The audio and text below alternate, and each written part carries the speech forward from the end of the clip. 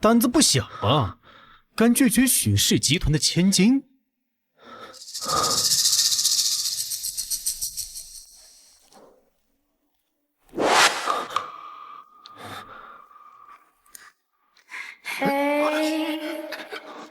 What you doing to me, babe?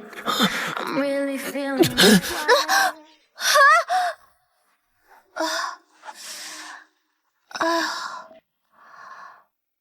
我这是穿越了？我不是在 KTV 领容小奶狗吗？这我干哪儿来了？还是国内吗？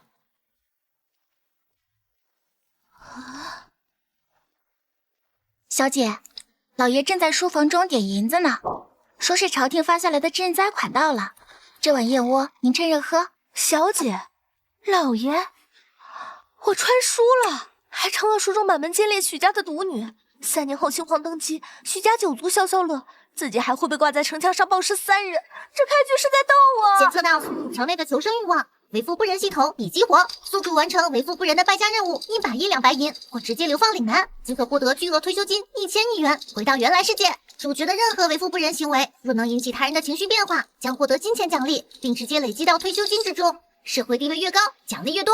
我去，败家呀！这个我在行，上一世我许清欢就是海市第1败家女啊！当前主线任务发布，请在24小时内挥霍白银5000两。任务失败惩罚：抹杀宿主灵魂。小姐，你怎么了？你刚刚说什么？我说老爷在书房点银子呢，说是……哎，小姐你去哪儿啊？这粥你还没喝呢，还喝什么喝啊？晚去一会儿，我的贪官老爹就要把银子私藏起来了。2万两，整整2万两雪花银呐！朝廷那些傻子，只要我在账本上动动笔，灾民人数多报2成，这钱不就神不知鬼不觉的进我口袋了吗？爹，哎呦，我的乖囡囡呐，怎么也不敲门？吓死爹了！怎么？是首饰不够戴了，还是看上哪家的俊后生了？给我钱，5000两。多少？5000两？你要这么多钱干什么？你把这县衙卖了也不止5000两啊！昨天被城外一个难民看了一眼，让本小姐很不爽，我买空全城的米铺，让他们看着我把米给糟蹋了。我要让他们知道什么叫朱门酒肉臭，路有冻死骨。你是说，你想把米都买了，还不给灾民吃？对，不仅不给他们吃，我还要高价买最差的米，把米价抬到更高，气死那些穷鬼！朝廷的赈灾银如果直接进了我的口袋，那是贪污；但如果这钱是女儿败出去的呢？把好米留着，买发霉的陈米做做样子，这样一来，钱花出去了，账做平了。好。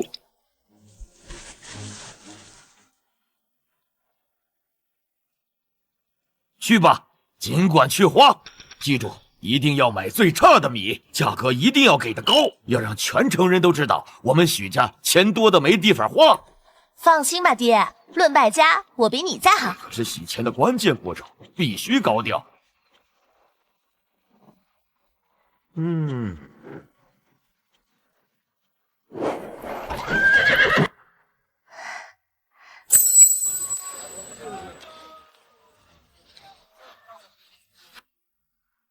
哪有这样做买卖的？贵啊！啊，太黑心了！1斗米500文，你们怎么不去抢？这是要逼死人啊！爱买不买，不买滚蛋！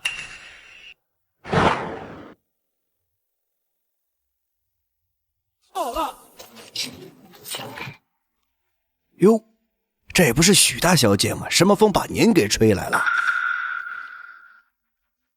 赵掌柜，本小姐今天要买米，只要是你库房里发霉的、生虫的、根本没人要的陈米烂谷子，我全要了。我还用了2倍，不，3倍的价格收，听懂了吗？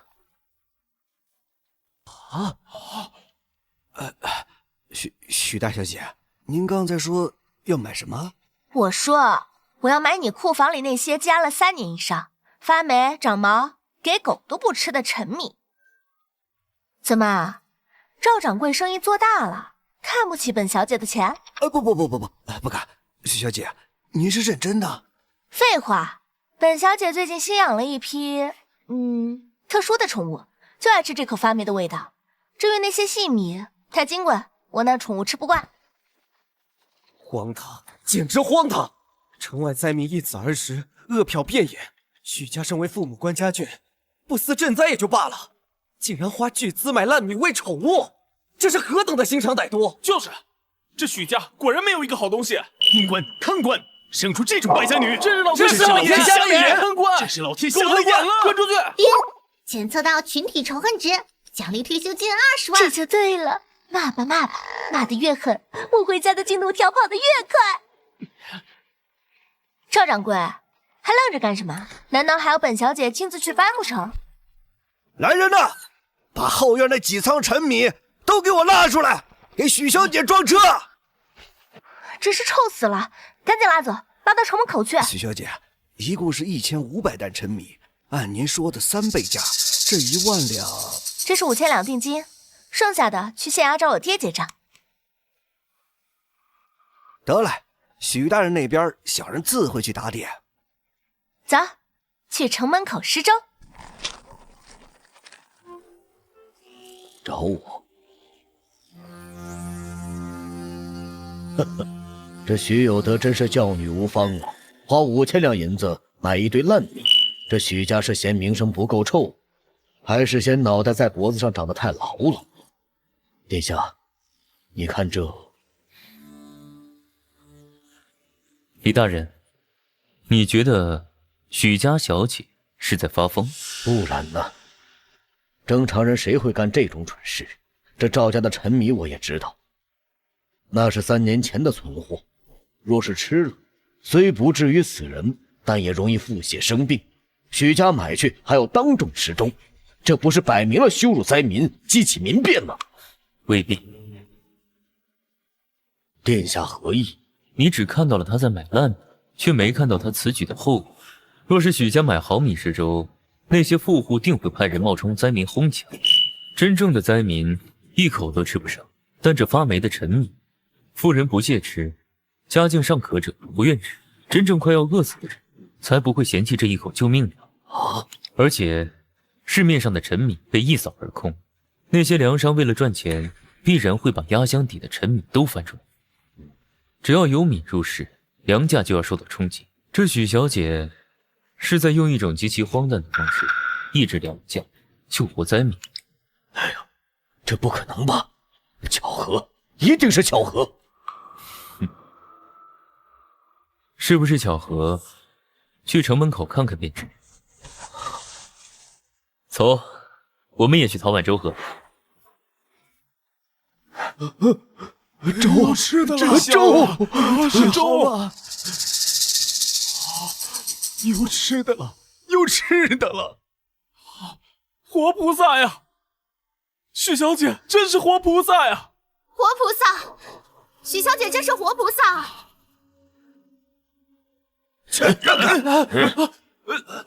急什么急？没看见爷饿着吗？许家施粥见者有份，这粥我们哥几个包圆了。系统，往救命粥里掺脏东西，算不算恶毒？该行为极度恶劣，预计恶名指值与情绪值双倍暴击。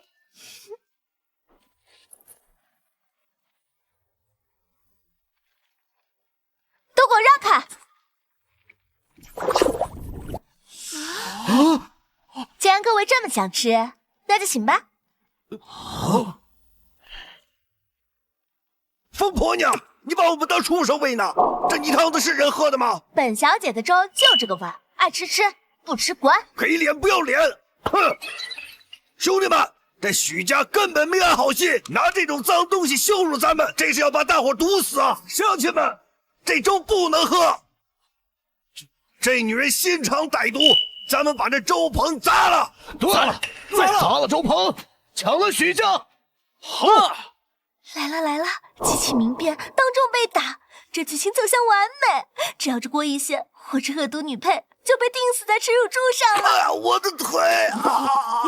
敢砸我们的周锅，老子弄死你！那是吃的，那是命啊！你们这群肥猪吃饱了还嫌脏，我们快饿死了还歇个屁呀！是啊，别打了，别打了！哎呀，别打了！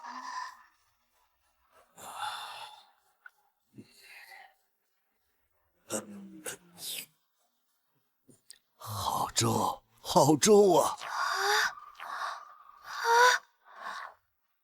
多谢大小姐活命之恩。大爷，你清醒点，这是你，这是沙子，我是坏人啊！不，这是大智慧，这是菩萨心肠。若是那精细白米粥，刚才那群流氓恶霸早就抢走了，哪里轮得到我们要饭的喝上一口？多谢许小姐缠沙针，许小姐英明，许家英明。缠沙针，这话你敢说我都不敢应啊！我真的只是单纯想恶心你们啊！殿下，这许将军太过分了，居然给百姓吃泥巴，属下这就去拆了他的台。住手！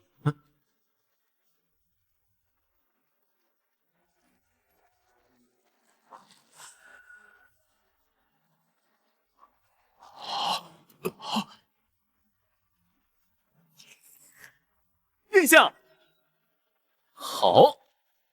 好一招掺沙施粥，好一招以劣驱良。古有廉颇负荆，今有许氏掺沙。许小姐宁被万世恶名，也要救这一城百姓。此等胸襟手段，便是朝中那些自诩清流的一品大臣，才未必能及。萧某受教了。丁，检测到高阶层人物产生极度震撼情绪，奖励退休金10万元。这粥确实难吃。这就对了，快骂我，快说我没人性，说我把灾民当牲口，这就不是人吃的东西。你也尝出来了对吧？又苦又涩，吃进去能把肠子都磨烂了。我就是故意的。但它是救命的味。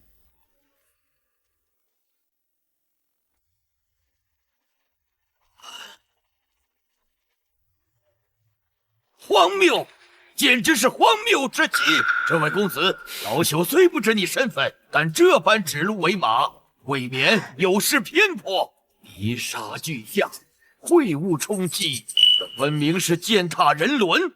圣人云：民为贵，许家以此物为忍，视百姓如猪狗牛羊，这哪里是救命？这分明是想害人性命。这脏东西吃下去，若是生了疫病，谁来担责？听见没有？这才是明白人。本小姐早就说了，这就是喂猪喂狗的法子。谁让你们这群穷鬼命贱呢？不想吃的就别吃，滚远点！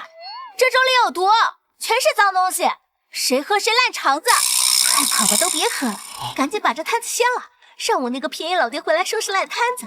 这为富不仁的任务就算圆满完成了。你这毒妇居然还敢承认？你骂他是毒妇？难道不是？给灾民吃这种东西，简直什么？简直有辱斯文，简直不合礼数。啊！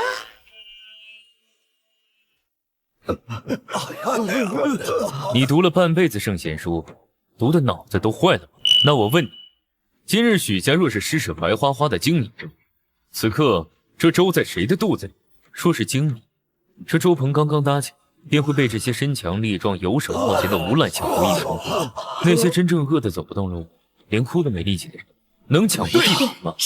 能从流氓手里夺下一口汤吗？哼，掺了沙子，富人不屑吃，恶霸懒得捡，甚至连你这种自诩清流的读书人都觉得脏了眼。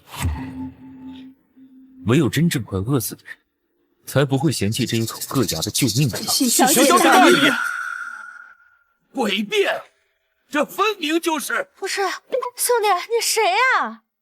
怎么什么事儿都能给圆回来？再这样下去，本小姐这圣人的名号怕是要坐实了。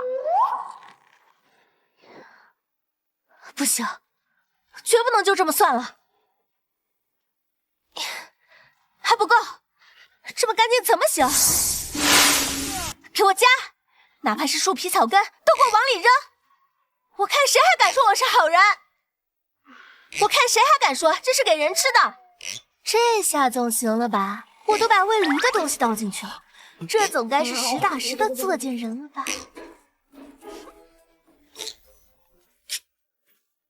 看看，这还是人干的事儿吗？抵抗树皮，那是给人吃的，这是把百姓当畜生养啊！这种黑心烂肺的毒妇，人人得而诛之。这次你总没办法洗了吧？妙，大妙！这米糠虽粗，却能饱腹；这树皮虽涩，却能充饥。1斤毫米只能救活1个人，但这掺了沙子、混了米糠的粥，原本只能救1000人，现在能救3000人、5000人，这是何等的大不忍之心！宁背万世恶名，也要换这满城百姓一条活路。活菩萨呀！许小姐是为了让我们都能活呀！冰检测到群体性极度感激与震撼情绪。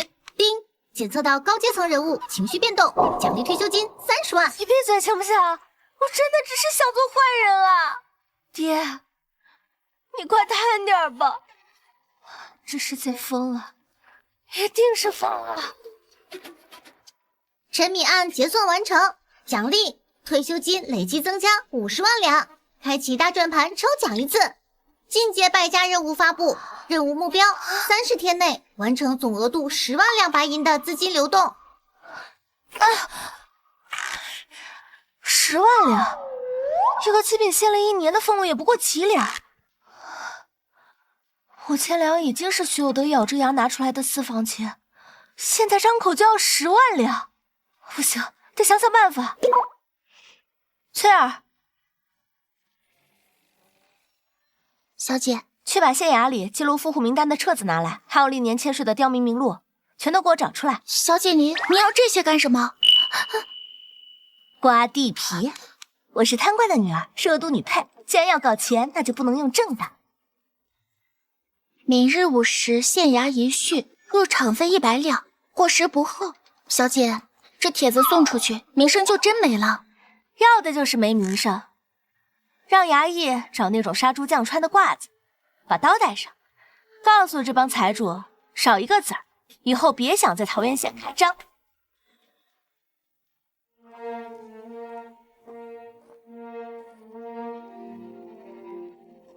把大家叫来，没别的事儿。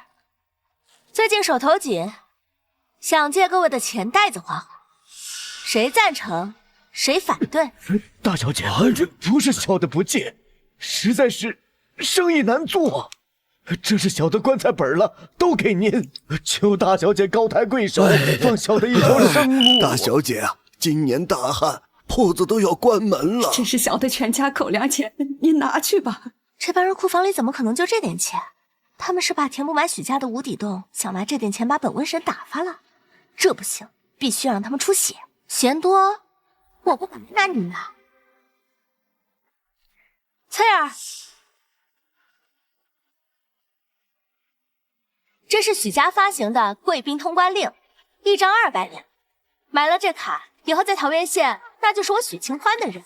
这地界上，不管是谁，也不管是什么牛鬼蛇神，看见这卡都得给我几分面子。谁敢查你们的税，报我名。怎么看不起本小姐？来人！慢！这张卡当真能在这个县城畅行无阻？废话，这桃源县我爹说了算，我说了算。拿着这卡，天塌了，有许家顶着。这哪里是一张卡，这是特许经营权，自古商贾经营最怕层层盘剥。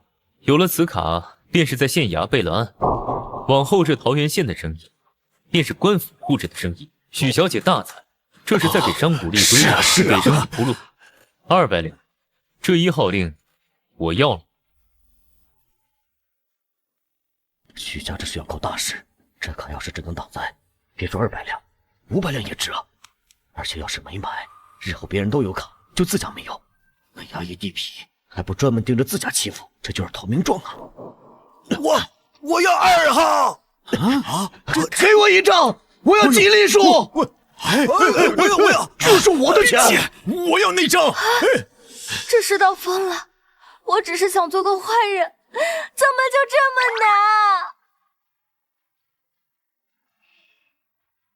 小姐，这些银子够咱们家花好几年了。花不了，这钱烫手，得赶紧出去。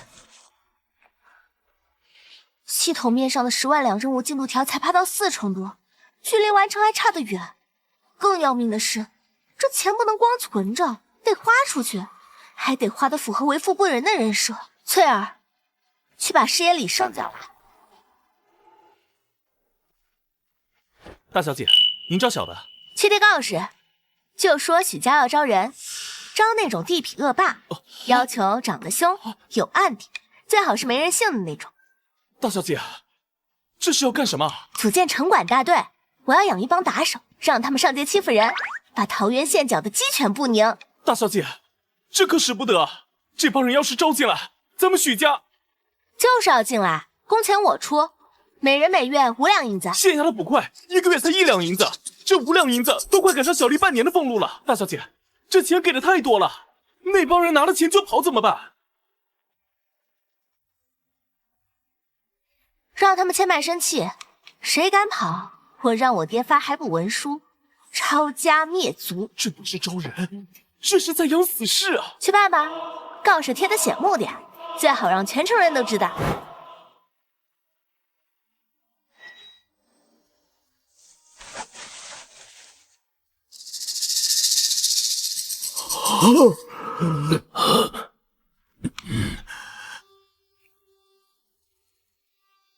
想要钱？许家的银子只有听话的狗才能吃。大小姐，您这话说的可不好听。这钱我拿了，至于听不听话，那就不好说了。李胜，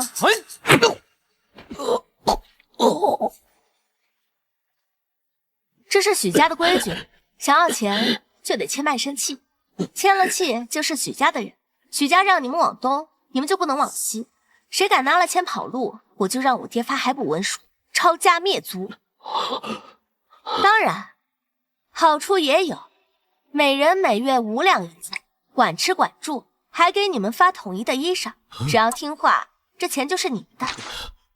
大小姐，我签，我愿意签。大小姐，我签，我愿意签。我也签，我也签，我听话，我听话，我听话。大小姐，我也签。翠儿，把契纸拿出来，让他们一个个签字画押。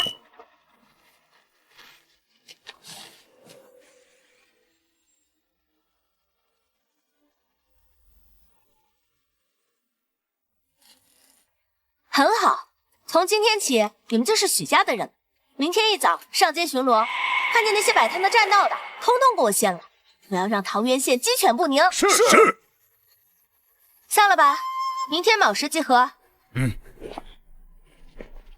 大小姐，您这是刷流水，养这帮人要花钱，让他们上街闹事也要花钱，钱花出去了，任务就能完成。记住你们现在的身份，你们不是街头的混混，是我许家的脸面。拿了我的钱，穿了我的衣裳，就得给我把那股子狠劲露出来，别让我看见谁还缩头缩脑的，丢人！大小姐放心，兄弟们都懂，拿人钱财，替人消灾，谁敢给大小姐添堵，我们就让他没路走。今天的任务很简单，找茬。怎么听不懂？就是不想让这县城里的人好过，看见谁摆摊占了路，给我掀了！看见谁东西乱放，给我罚了！不用跟他们讲道理，你们是去立威的，不是去讲理的。大小姐，掀摊子这事我们熟，但这罚款罚多少？看心情，看着不顺眼的多罚点，看着从的叮当响的少罚点。关键是让他们怕，让他们知道这桃源县是谁说了算。走。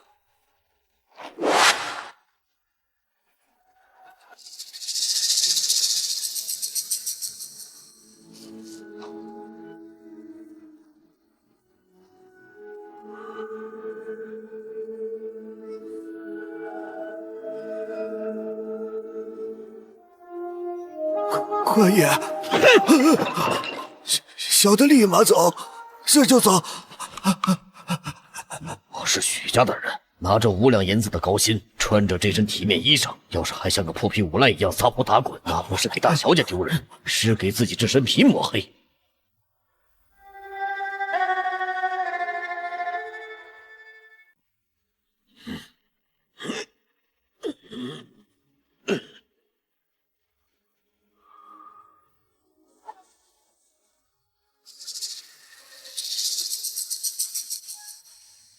瞎吗？没看见这路是给人走的，东西不许过线，再敢把炉子探出来1寸，老子收了你的锅！摆整齐，乱七八糟的像什么样子？别脏了老子的眼！谢官爷，谢官爷不杀之恩。这算什么？暴力强拆变成了暴力整理。你，那筐菜叶子掉地上了，给老子捡起来！捡不干净罚款10文，别让我看见这地上有一点脏东西。那个卖布的，把你的招牌挂高点，排队。买包子不知道排队吗？给我站成一条直线，谁敢歪一下，腿打折！这是桃源县那条出了名的脏乱差主街，我花大价钱养的一群恶犬，怎么变成了一群只会搞卫生的洁癖狂？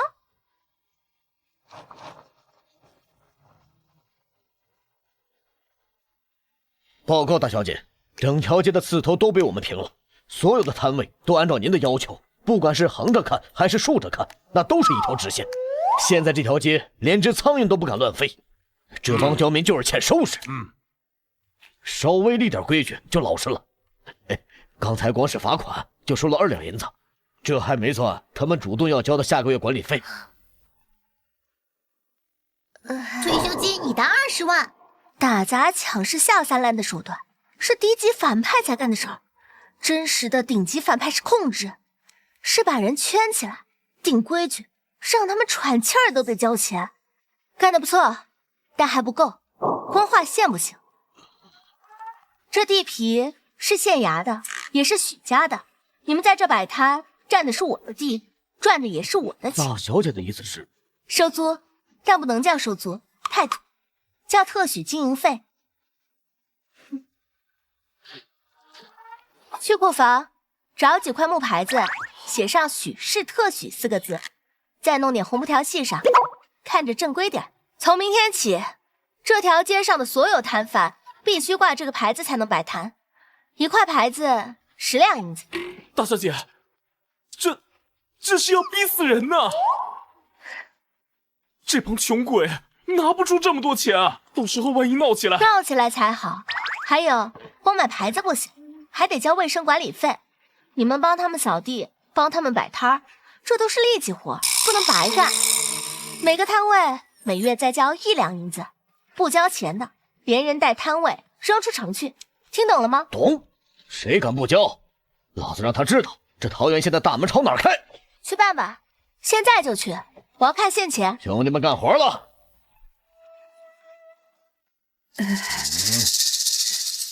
官爷，地扫干净了，没乱放。大小姐有令，从今儿起得买许家的牌子，10两银子1块，外加每月1两卫生费。没牌子的立马滚蛋！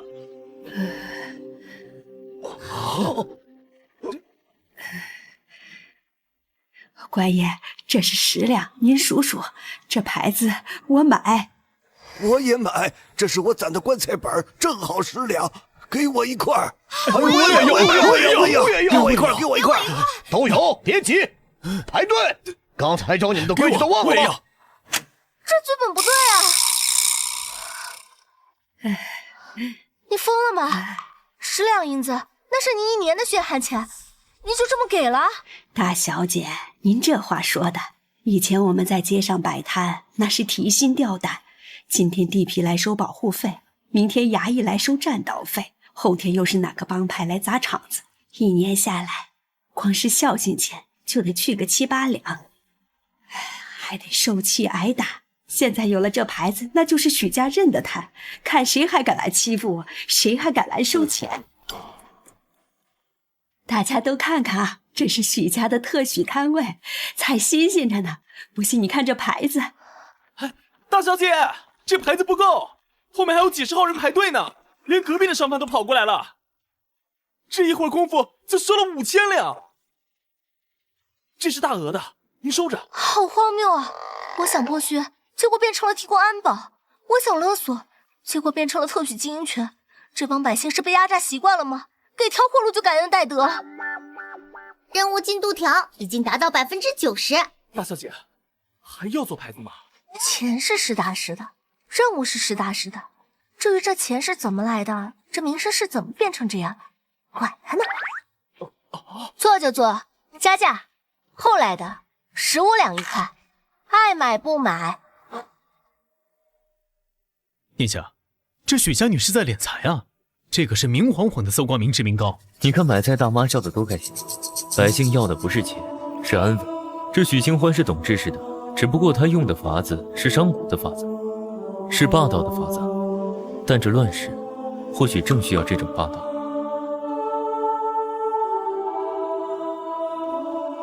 这特许经营的法子，姑想跟他好好聊。刘二，去把城里的木匠都给我找来，我要搞装修，统一招牌，统一门面，统一灯笼，钱我出。我要让这条街变成大钱第一街。得令。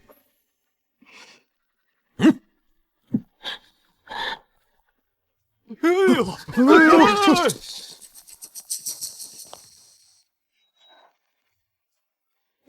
这届反派怎么一个个都这么有事业心？带不动，真的带不动。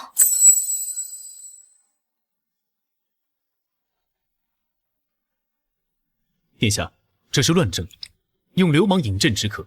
许家女这一手看着是立了规矩，实则是横征冒领。这桃源县的小贩一年辛苦钱不过3、5两，他这一张口就要去一层皮，长此以往，必生民变。先生且看，那是谁家的马车？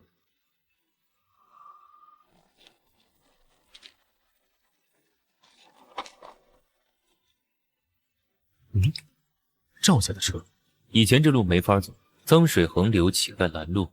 如今路宽了，地静了，富商的马车就能进，马车进得来，富人便能下得去脚，那些摆摊的商贩便能把东西卖出高价。那每月300文的管理费交出来，换回来的是翻倍的客流和利润。300文虽不算天价，但这也不是小数目，足足抵得上普通农户半个月的家用了。这正是他高明之处。300文，恰好卡在商贩能承受的极限，又让他们心疼的不得不更加卖力经营。这许家女懂法家精髓，更懂人心算计。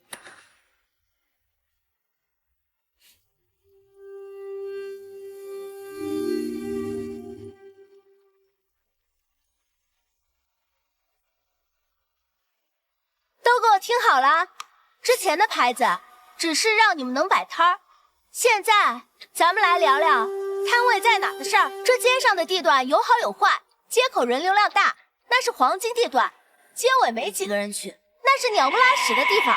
凭什么大家都交一样的钱？有的人能占好地，有的人只能去吃灰。对呀，就是这个理儿啊！所以本小姐决定改规矩，分区竞价。这条街划分为3个区，甲区是黄金铺位，就在这街口最显眼的地方，专供大户；乙区在中段，丙区在街尾。甲区摊位底价10两银子起拍，价高者得。没钱的就滚去丙区待着，10两银子。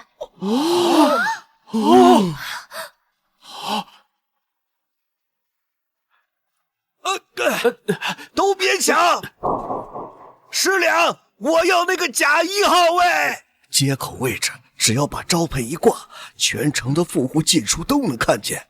这不是10两银子，这是流水的金山呐！我出12两，我卖的是苏杭的丝绸。若是摆在街尾，谁看得见？这个位置必须是我的。15两，谁也别跟我抢！我出20两。刘哥，咱俩凑钱把那个乙区的位置拿下来，1500，咱们一人摆半天。行，干了！不是挑拨离间吗？不是制造矛盾吗？怎么这帮人为了送钱给我，还学会众筹和分食租赁了？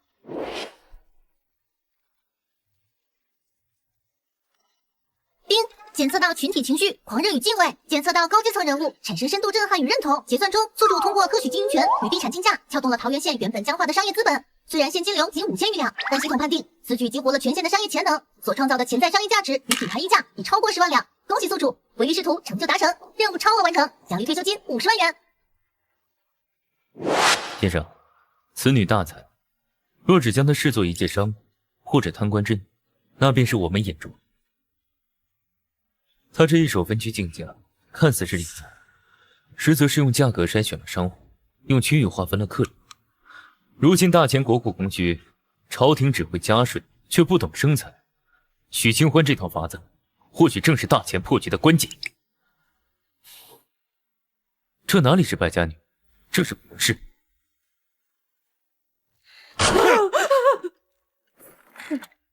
铁拳帮办事，闲杂人都滚开！大爷，各位大爷行行好，钱都交给许家了，真的没钱了，家里老小的口粮都在里面了。交给许家？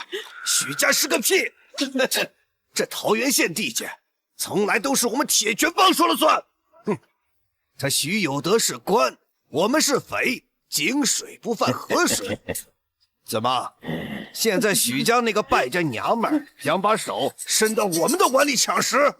老子告诉你，交了许家的钱，那是你们蠢。铁拳帮的利钱一文都不能少，谁敢不交，这就是下场。居然敢动我的钱袋子，反了！刘二，你们是死人吗？我1个月给你们5两银子，管吃管住，给你们穿绸缎，是让你们站着当摆设的。有人在砸我的摊子，有人在抢我的钱。那个卖菜的是我的韭菜，除了我，谁也不能动。给我打！让所有人知道，这桃源县的钱，只有我许清欢能收。这条街的规矩，只有我许清欢能定。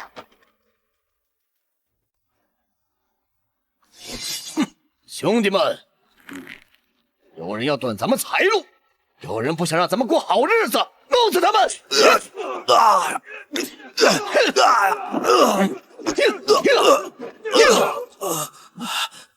砸许家的场子，敢动许家的钱，赔得起吗？这大事还要给大小姐交下个月的钱，你把它打坏了，这钱你出。扔出去，告诉到场的人，这桃源县主街姓许，谁要敢伸爪子，我就把他爪子剁下来喂狗。继续做生意，谁要是敢偷懒不赚钱，下个月长租子。许小姐圣明，以前我们是被鱼肉的烂泥，谁都能踩一脚。如今有了许家这块牌子，那就是有了护身符。这哪里是交钱，这是找了个活菩萨供着呀！哪怕这管理费涨到2两，我们也交。许小姐救命之恩，要不是许家的人，我今天这命就没了，这钱也没了。许小姐是好人，是大善人啊！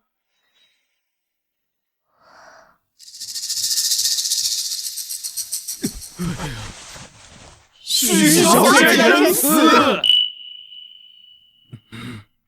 以后这条街只是许家的孩子。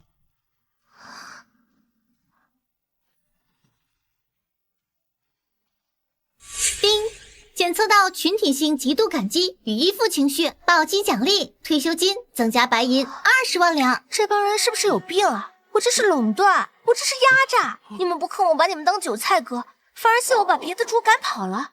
既然如此，那我就成全你们。传令下去，从下个月起，管理费涨价。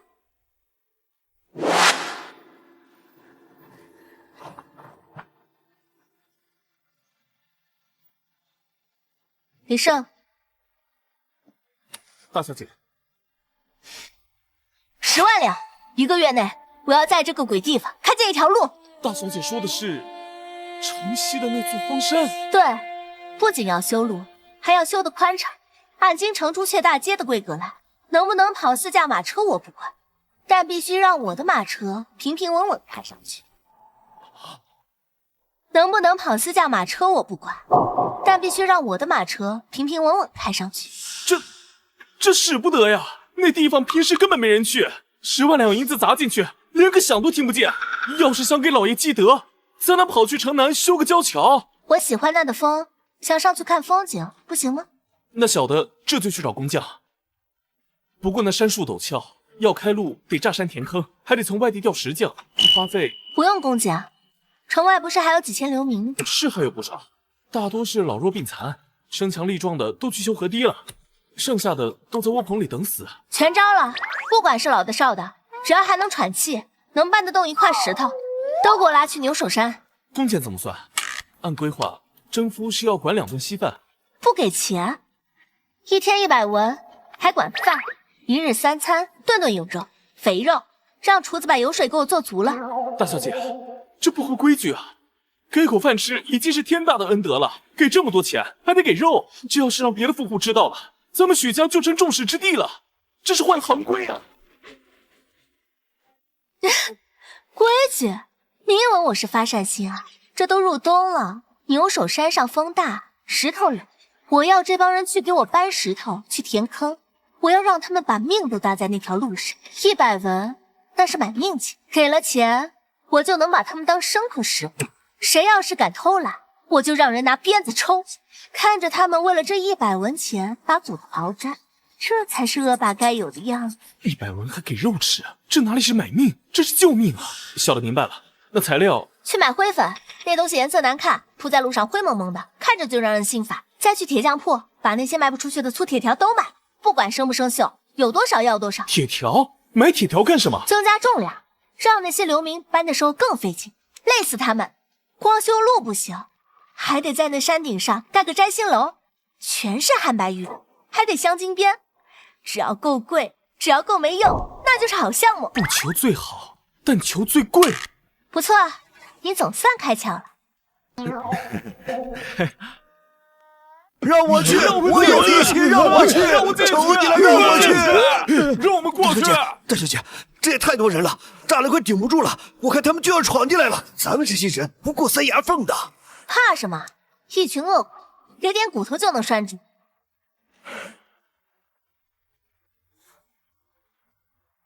都给我闭嘴！看看你们这副德行，一个个跟饿死鬼投胎似的。我许家是招工，不是开善堂。想要钱，想要肉，那就得听我规矩。那边只要老弱病残，听懂没？青壮年有力气，细耳朵不好管。我就要那些快死的、没力气的，这种人好欺负，别给钱就卖命。哎呀，这话要是传出去，许家名声臭了，许家的名声就彻底臭了，那是把人命当草芥呀！我是废人，我只有1只手。大小姐，选我最听话，给钱就干。还有我60了，我腿是瘸的。我带着孩子，只要给口饭吃，让我干什么都行。放人，先放500个进来，我看谁顺眼就要谁。让我去，我也要去。我先进去，让开。钱还是太少了，要是1000万两，这几千人我全收，大家提上来。今天的工钱，预支。吃饱了肉，拿了钱，就给我去山上搬石头。谁要是敢偷懒，这钱我就拿回来。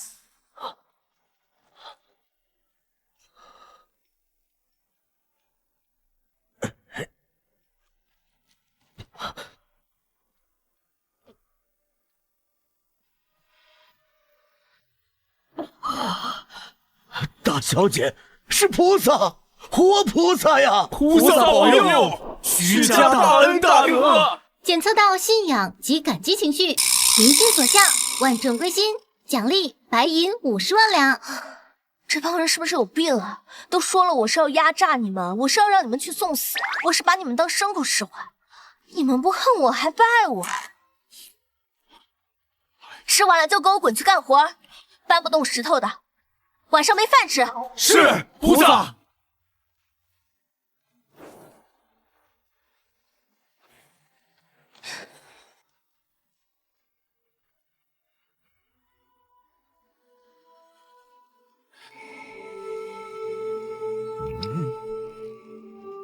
大小姐，这种灰粉太难伺候了，灌了水就是烂泥，还得往里掺沙子石头。这东西既不能砌墙，也不能烧砖，铺在路上就是一滩烂泥呀。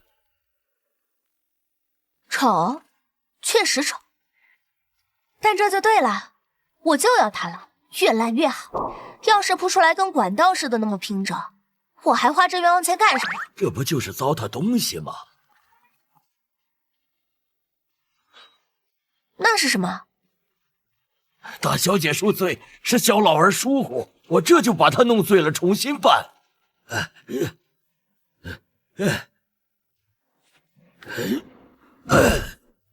这触感怎么这么熟悉啊？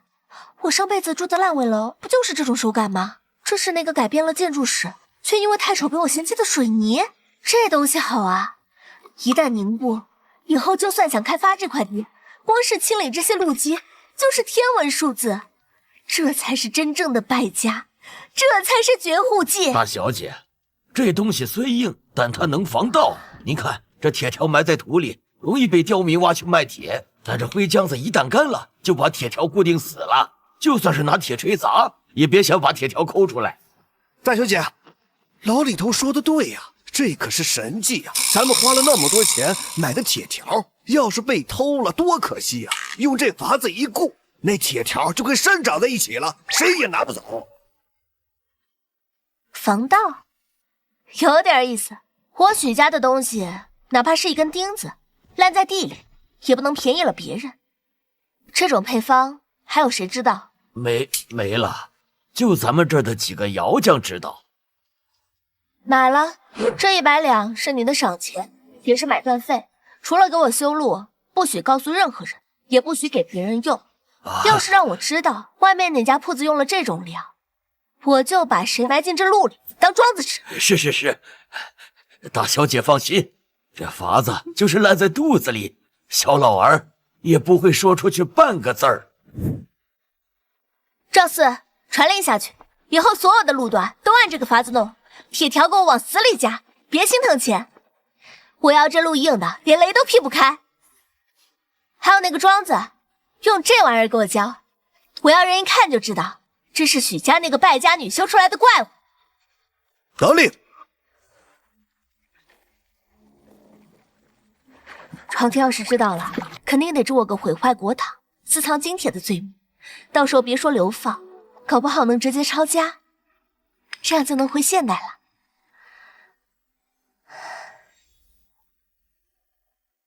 吃吧，多吃点。猪不养肥了，怎么杀就不？包子。李胜，大小姐，看到下面了吗？这帮奸商用我的钱赚得盆满钵满，这世上哪有这么便宜的事儿？大小姐的意思是？那是我的钱，这叫借鸡生蛋。如今蛋生出来了，鸡也肥了，我不连本带利收回来，难道留着给他们过年？传令下去，加税就叫市场繁荣费。凡是今天开了张的，通通给我上缴2成流水，是流水不是利润。日落之前收不齐，明天就把铺子给我砸了。大小姐，这是苛政啊，会逼反。逼反？不反我还不收呢。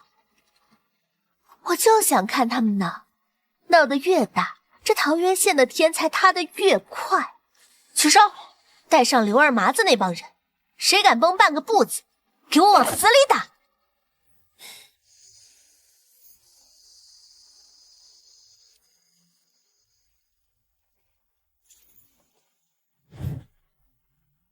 殿下，这不合常理。流民诈富，按理来说该出乱子，哄抢斗殴才是常态。可你看，这怎么反而比平时还要安稳？因为这是活水。以前赈灾是发米，吃完还得饿死。许清欢发的是钱，钱给了流民，流民救活了商户，商户要向农家支户进货。这一圈转下来，所有人都有了活路。以工代赈，古已有之，但这般不计成本的砸钱修烂路，只为了盘活这个局。路烂不烂不重要，重要的是这个事。他把许家的死钱变成了整个桃源县的活钱，这等手段甚至比朝廷的户部尚书还要高。这分明是深谙治国之道，懂得操控经济杠杆的国士。大智若愚，大奸似忠，这许家女足以拜相。许家令，今日生意红火，接来大小姐赏饭，现征收繁荣费，去流水2成。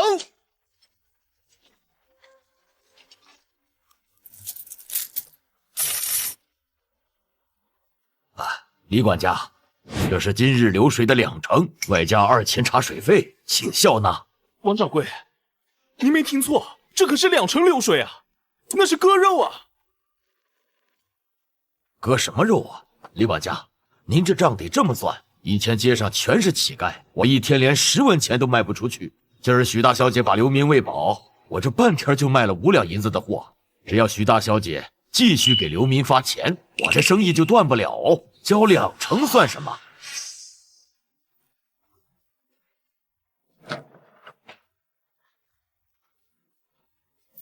大小姐，收齐了，一共收来了38两6钱，没人闹事。大家都说谢大小姐赏饭吃，这钱交的心甘情愿。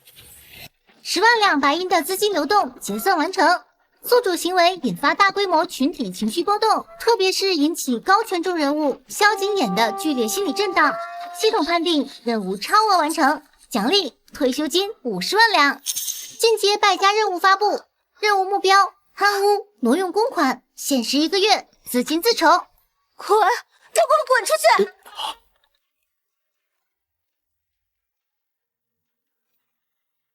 大小姐恕罪，这地底下全是黑石头，硬得不像话，火烧不烈，水泼不进。大家都说这是动了山神的骨头，要是再挖下去，怕是要遭天谴啊！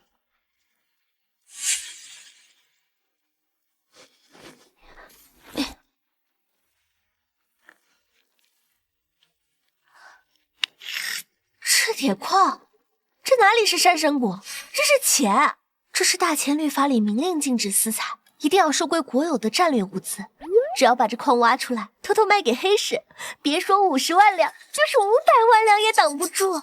不仅能完成任务，这简直就是在把牢底坐穿的道路上狂奔，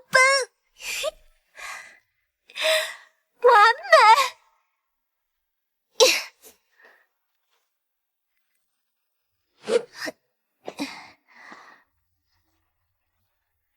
这是许家的矿场，什么山神骨？这是铁，是钱。给我挖，把这层皮都给扒了。谁敢停手，我就把他填进这坑里，给山神当祭品。谁要是敢把这消息泄露出去半个字，我就让他永远留在这山上。挖来的石头1斤我也要，互相盯着点儿，举报有人私藏或者有人偷懒了，赏银100两。给大小姐挖钱！这才是真正的反派，这才是真正的窃国大盗。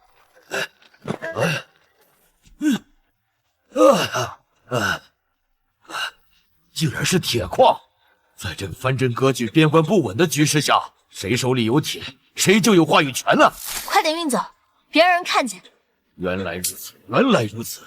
这丫头早就知道这里有矿，她买灰粉是为了掩饰矿渣，买铁条是为了加固运矿通道，招劳民是因为这帮人身家清白好控制。这哪里是17岁的少女啊，这是走一步看10步的妖孽啊！这就是点黑石头，我看着挺好看的，就打算挖点回去雷甲山。雷甲山，几万吨的铁矿石，雷甲山，这就是大智若愚，这就是深藏不露啊！好看，确实好看，多挖点，别让外人看见。这东西只能咱家自己赏玩。这老头是不是老糊涂了？这就信了？对，咱家自己玩。我让李胜趁夜里晕，不走漏风声。李胜，传我的令，调县衙的3班衙役过来，把这牛首山给我围了，一只鸟也不许放进来。就说大小姐在这修路，不喜欢被人打扰。得令。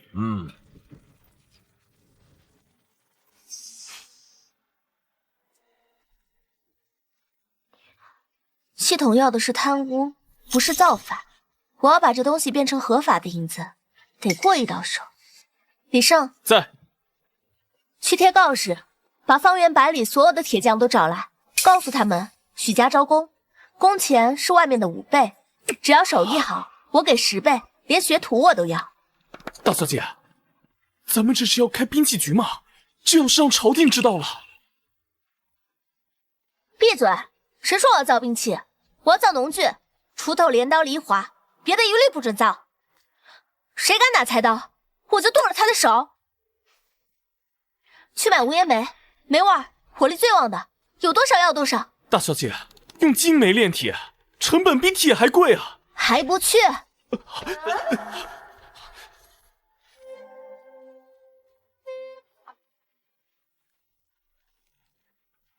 淮南，寓兵于农，你从哪本古籍学的？什么兵？锄头是破甲锥，镰刀是钩镰枪，犁铧能铸盾。你在屯田，高，实在是高！哈哈哈哈哈哈！爹说是就是吧，帮我把陆莹搞定啊！放心，爹去给李通盘上眼药，让他没空盯城西。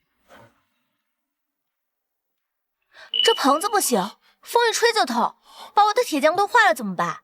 他们可是我的摇钱树。大小姐，这都要入夏了。入夏怎么了？夏天没风吗？去买油毡，要厚的，把所有的顶都给我换了。还有，跟食堂说要顿顿有肉，我不差这点钱，我要让他们吃的比地主还好。好铁啊，这是金刚啊！大小姐，这东西要是打成刀……闭嘴，就是锄头。败笔，这是严重的质量过剩，太硬了。下次少放煤，多掺沙子。算了，就这样吧。这批货多少钱一把？算上人工、煤炭、伙食，这一把锄头的成本大概是1两3钱银子。卖200文。多少？200文。我要把这周围几个县的铁铺全击垮，不管是张家铺子还是李家铺子，只要我这锄头一上市，他们就得关门。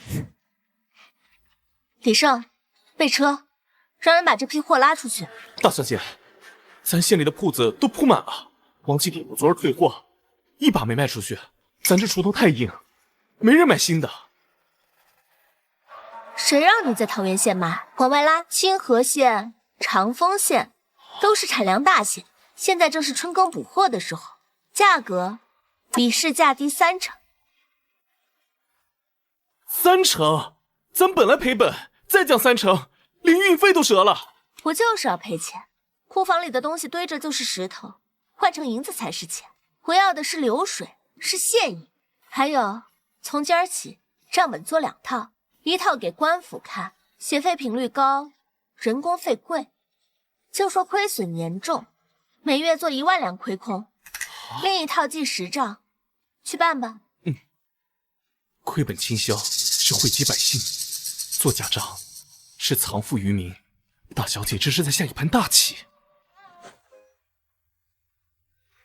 都停下！吃的挺香啊，知道这肉是谁给的吗？知道这衣服是谁买的吗？给我听好了，我给你们吃，给你们穿，不是因为我心善，是因为我要买断你们的命。拿了许家的钱，这命就不是你们自己的了。我让你们挖山，你们就得挖山；我让你们去填坑，你们就得去填坑。哪怕前面是刀山火海，我要你们去死，你们也得给我去死。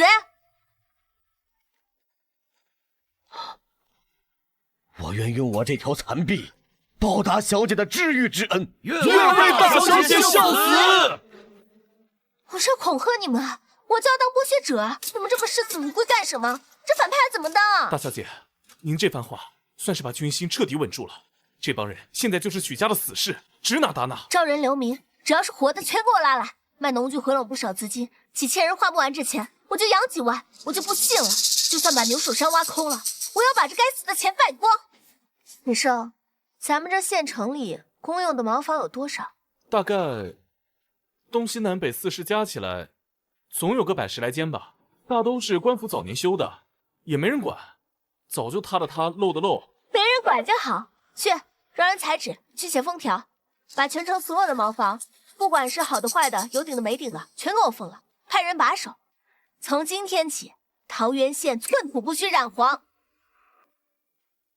大小姐，这恐怕不妥吧？百姓内急，那是天大的事啊！急就给钱，1文钱一次，包月20文，在街上随地解决的，抓到一个罚10文，没钱交罚款，那就抓去牛首山挖矿抵债，挖够10文钱再放人。大小姐，这得要人手，让5大3粗的汉子去守，比杀了他们还难受。谁让你用府里的人了？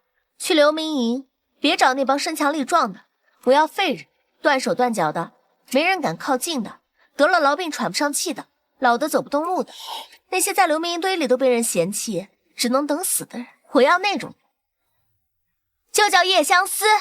大小姐，这是要组建一支厉鬼军啊！想想看，全城的体内人内急的时候，不得不向一群浑身恶臭的废人低头，乖乖交出1文钱买个方便。那种屈辱感，那种恨意，这次要是还不被骂千古奸臣，我就把名字倒过来写。去办。许小姐，您这招真神了，您看看这街面。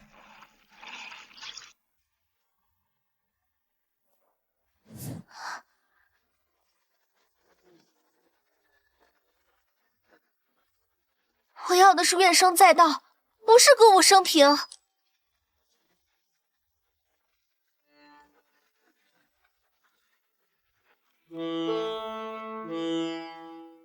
许小姐大意，老朽在桃源县住了40年，从未见过如此清爽的街道，这是造福桑梓的大功德呀！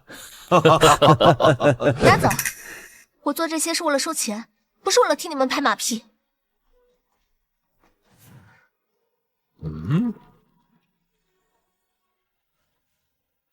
是，收钱，这是我们几家商户凑的，算是给叶相思兄弟们的茶水钱。以后这条街面的卫生还得仰仗许小姐。大小姐放心，这笔钱入账，咱们叶相思下个月又能发新衣裳了。我是来恶心人的，怎么变成搞篡位了？而且我缺的不是钱，是骂名啊！城里这帮有钱人脑子有问题，城外的农户必定是我垄断了所有的来源。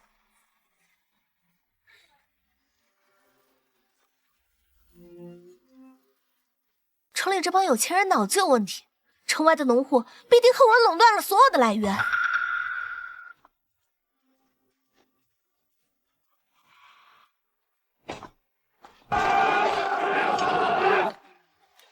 终于打起来了，这才是我想看到的画面。百姓不堪其辱，聚众闹事，反对许家的暴政。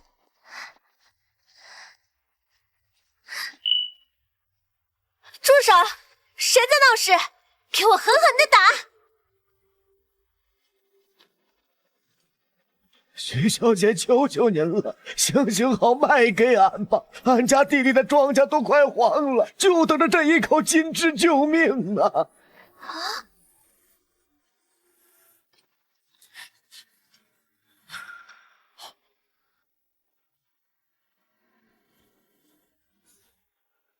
大小姐，这帮农户听说咱们把全城的叶香都集中起来发酵处理了，非要来买，说是咱家的肥力足，不掺水。俺出3文钱一桶，我出4文钱一桶。都别抢，排队都有。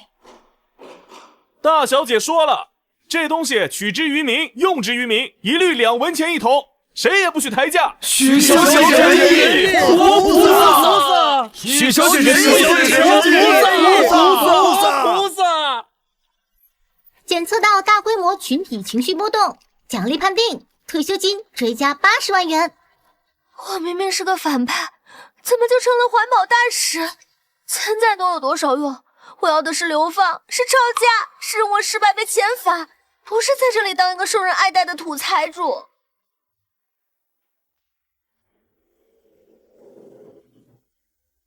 吴大夫，草民在。你看那白气是不是毒？大人，古书有云：积会生长，这气色发黄，味如腐尸。若是一直这么聚着不散，怕是要生大疫呀！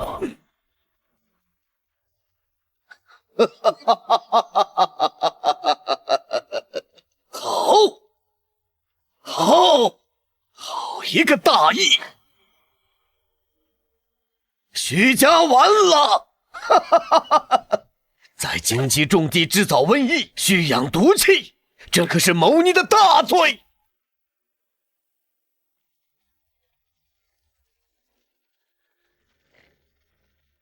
这些残废之人，便是许家用来试毒的药渣。这方圆5里的草木都已经枯黄，飞鸟都不敢落下。这不是瘟疫是什么？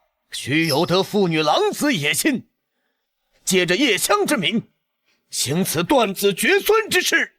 若不立刻将这坑填了，将许家满门下狱，一旦风向转变，毒气入城，桃源县10万百姓将死无葬身之地呀！抓了许家，填坑！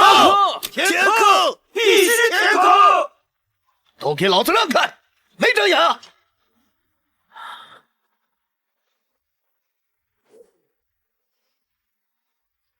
李大人，挺有情调啊！大热天的，你在我家的金库门口煮醋，怎么着？是想给我这一坑宝贝入个味儿吗？死到临头还嘴硬，许清欢，你炼制毒气，谋害百姓的证据确凿。今天就是大罗金仙来了，也救不了你。来人，给我拿下！听听，这是多美妙的指控啊！这才是恶毒女配该有的牌面啊！不过，要是真被直接看到可不行。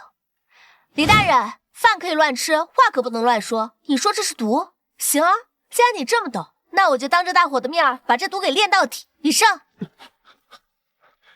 大小姐，小的在。去把这周围能找到的干草、烂叶子全都给我割了。还有，让人去牛首山拉几10车烧透的草木灰过来，要热的，刚出炉的那种。大小姐，这是要干啥？那草木灰可是碱性大，倒进这金枝堆里，那是闭嘴！让你去就去，我把这堆东西彻底搅浑了，哪怕是1两银子，我要让它烂在泥里。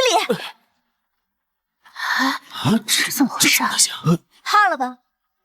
等会儿灰尘漫天，把这堆好不容易发酵出来的金疙瘩变成一堆毫无用处的土渣子，顺便呛得你们睁不开眼。这女人疯了！到，给我夹，狠狠的夹！我的眼睛！毒气，真的是毒气呀！这哪里是商家人？这分明就是个拉全城人陪葬的疯子！妖术，这是妖术！他在炼毒，他在加速毒气扩散！快跑，毒气进城了！殿下，咱们是不是也撤？这气味实在是太冲了，马都受惊了。这可是我花了大价钱给你们调制的好东西，谁要是敢跑，我就让人把这东西调到他家去。疯了，全疯了！这次不用等瘟疫爆发，光是这口毒气就能把人吓死。许家这是要造反！李胜，去城里买油毡布，有多少买多少，哪怕是拆了别人的房顶，也要把这油毡给我弄来。大小姐，买油毡干啥呀？风上，给我把这几座山五严实了，一点气都不许漏出来。我要让这毒气在这里面好好憋着，谁也别想闻着味儿。草木灰加进去，肥力肯定坏了。现在趁热把这东西捂死，里面不透气，肯定得发霉长毛，烂得没法看。到时候一揭开，才是真正的恶心人。疯妇，你这是要把毒气养起来？你是想练蛊王吗？怕死就滚远点儿。这块地现在姓许，我想怎么折腾就怎么折腾。看看是你的衙役跑得快，还是我的毒气飘得快？给我上去将他拿下！这你这……哎呀，这……三皇子居然在看，三皇子这是在给我尚方宝剑，让我死磕许家到底。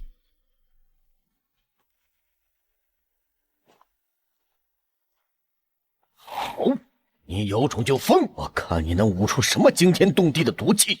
本官这就调集人手，把这方圆5里围死。等过几日，这毒气压不住炸了营，就是你许家满门抄斩的时候。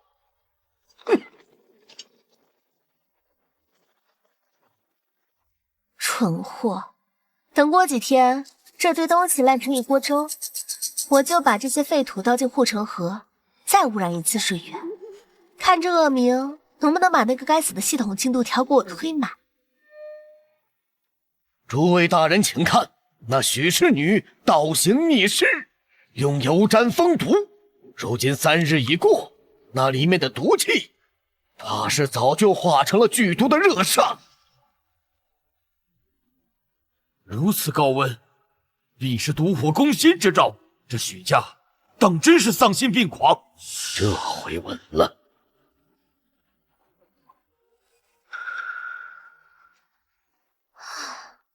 这么热啊！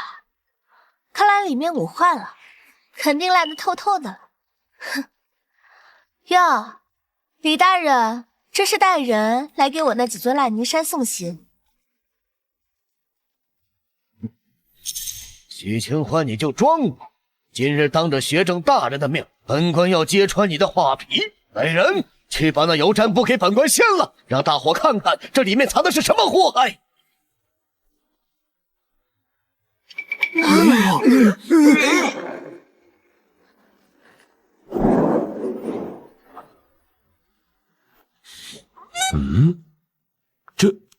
这是何味儿啊？怎么回事？这地方苍蝇满天飞，现在怎么干干净净，连个虫子影都没有？这不可能！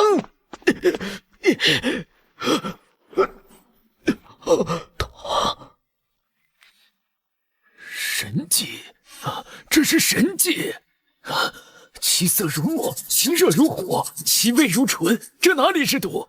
这分明是古籍里记载的熟肥啊！什么肥？熟肥，咱们平日里用的生粪那是下品，烧苗招虫还臭。可这东西经过高温这么一炼，虫卵全死了，毒气全散了，剩下的全是地里的精华呀！这东西撒地里，那是给庄稼吃的大补丸，1把顶10把生粪。你看那颜色，黑的流油啊！怪不得许小姐要加草木灰，原来是为了杀虫。怪不得要盖油毡，那是为了炼丹啊！好土，真的是好土啊！俺种了一辈子地，从没见过这么好的肥。不可能，这绝对不可能！什么鼠肥？什么神迹？我那是为了毁尸灭迹啊！我那是为了把这堆屎搞得更恶心啊！怎么就成了给庄家的大补丸了？检测到大规模群体情绪波动，奖励判定退休金追加100万元。我要！许小姐，这熟肥怎么卖？俺出5文钱一筐，求你了，卖给俺！这比这钱都强！许小姐，我是赵家庄的，我全包了，有多少我要多少。大小姐，发了，咱们又发了，这比金子还值钱。闭嘴！再说话就把你埋进那堆土里当肥料。老天爷啊！我就想当个祸害，怎么就这么难呢？这地方不能待了，这帮疯了的百姓就能把我撕了。李文成，你想去哪儿？下官是想回衙门取些封条来。混账东西，封条！你要封什么？封着天价的祥瑞，还是封着万民的活路？你在奏折里是怎么写的？寸草不生，无气屠城。让开你的狗眼看看，这叫毒气吗？这分明是能活人无数的宝贝。大人，那是妖术。刚才那白烟您也看见了，冲天而起，辣眼刺鼻，那不是毒是什么？这黑土只是障眼法，说不定过几天就显出毒性。放屁！李大人不学无术也就罢了，切莫出来丢人现眼。那白烟乃是火炼之气，许小姐是以草木灰之烈性逼除秽物中的阴毒，这叫丹道入浓。没有那一阵白烟，哪来那纯净如酥的淑妃？李大人，您这是见不得咱们老百姓过好日子。就是，咱们地里的庄稼都要饿死了，好不容易许小姐给弄了点吃的，您非说是毒药，还要给钱了，您的心是黑的吧？你们要干什么？我可是朝廷命官，我是通判。大人小心，这可是宝贝，金贵着呢，沾身上洗不掉。来，大人别走，大人，滚开，都滚开！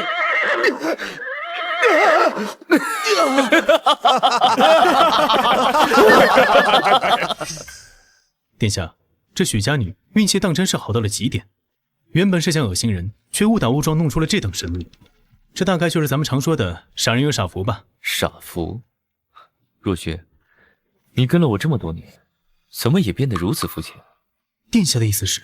你看这一局，从封锁茅房开始，看似是敛财，实则是为了急援。再说那油毡布，你说他是想捂住毒气？不，他那是为了温养。此时正值盛夏，再加上油毡密封，那土堆里的温度能把石头都烫热，这才是成肥的关键。至于最后那一手，更是神来之笔。借着毒气的名头，用官府的手封锁现场，既防止了渔民破坏发酵，又给自己找了个免费的护卫。这一步步一环环，哪一步是巧合？把全城的秽物变废为宝，既解了卫生之患，又救了农桑之急。最妙的是，他还赚了钱，以伤养正，不花国库一分银子，就把这困扰大前100年的难题给解了。此女心胸之广，手段之乱，当朝一品大员也不过如此。这是国事。传我的话，立个新规矩，从今天起，许家实行2不留，库房不留现银，账面不留余粮。只要钱一进账，当晚就得给我花出去。花？这怎么花得完啊？买地那是置业，买粮那是囤积，这钱它是活的呀。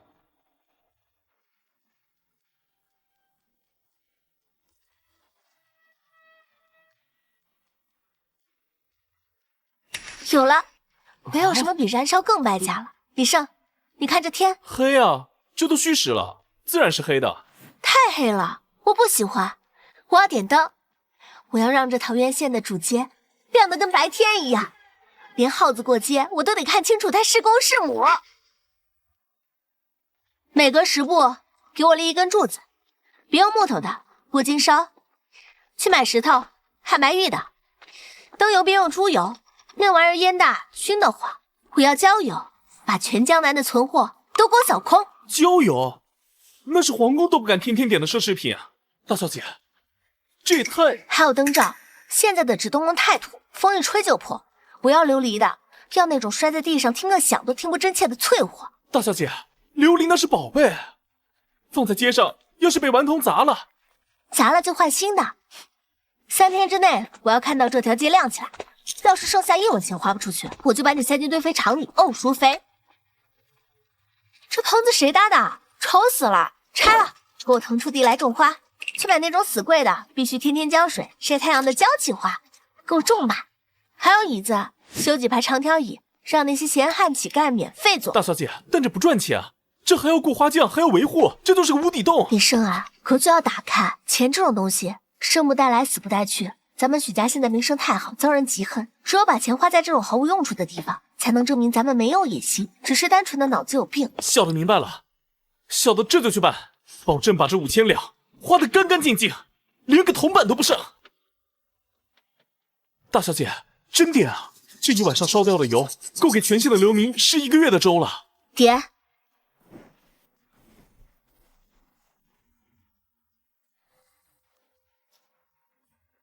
不夜城，这是把天上的银河拽下来了吗？这得烧多少钱啊？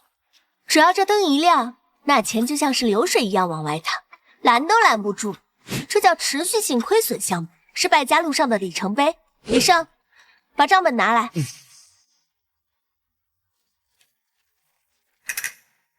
叔父，终于把卖赎费的5000两横财给败光了。哎，你看那花真好看。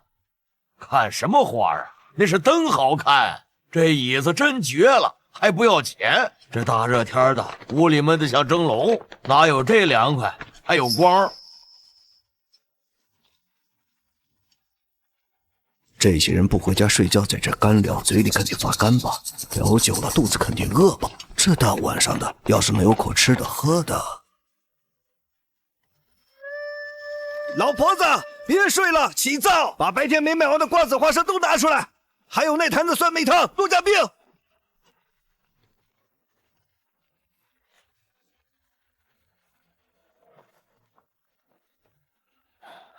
来个饼，加个蛋，多刷价。给我来碗酸梅汤，我要凉的。赵四儿，把你那好酒拿出来，今晚就在这喝，晾它，这比白天喝酒有情调多了。大小姐，这街怎么比白天还热闹？这帮人不睡觉的吗？夜市经济，完了，只想到烧钱，忘了在古代，夜晚之所以没有商业活动，纯粹是因为看不见。现在我把灯点了，路修平了，把环境弄好了，这分明是给这帮刁民搭了个全天候的营业聚宝盆。大小姐，同伴让我来报喜，说是这会儿功夫收上来的商税比平时白天一整天都多。大人说了，这加油灯烧的值，这是神来之笔。大小姐，咱们这次又赚翻了。检测到宿主不仅剥削白天，连黑夜都不放过，强行延长百姓劳动与消费时间，资本家嘴脸出显，恶名直波动预警。李胜，小的在。既然他们这么喜欢在这做生意，这么喜欢蹭我的光，那就别客气了。从明天开始，这条街的摊位费给我翻3倍，他们赚的钱我要抽成，他们花的钱最后也得流进我的口袋。我要用他们的钱来养我的灯，再用我的灯去榨干他们最后一个同伴。大小姐实在是高，这就叫羊毛出在羊身上。这哪里是败家，这分明是开启了全新的收割模式。有了这笔源源不断的钱，我下次就能玩个更大的。公子一路舟车劳顿，自京城远道而来，这是下官的一点心意，为你接风洗尘。哼，这一桌多少钱？啊，不贵不贵，都是本地的土产，乡绅们的一点孝心。土产？清河县今年遭了旱灾，我一路行来，城外还有流民在挖草根，你们倒好，在这吃熊掌。朱门酒肉臭，路有冻死骨。公子教训的是，但这桌酒菜并非下官们贪图享乐，实在是，这是一顿断头饭。断头饭？何出此言？公子有所不知，并非我们不知民间疾苦，实在是隔壁桃源县欺人太甚。那许家恶女以商乱政，把咱们清河县的血都吸干了。桃源县？可是那个修路修得满城风雨的许家，正是，那哪里是在修路，那是在修坟。许家抓了几千流民，把他们关在牛首山，日夜做苦役，稍有懈怠便是鞭打脚踢。哎，听说还给每个人编了号，在手臂上刺了字，不许他们离开半步。说是故宫，实则是把百姓当成了家奴，签了卖身契，死活不论。竟有此事！公子，您看这清河县虽然穷，路虽然烂，但百姓至少还有自由，还能在街上走动。可那桃源县，那是人间炼狱呀！许家为了把控全县，连百姓上茅房都要收钱。我最恨2件事，一是贪官污吏，二是为富不仁。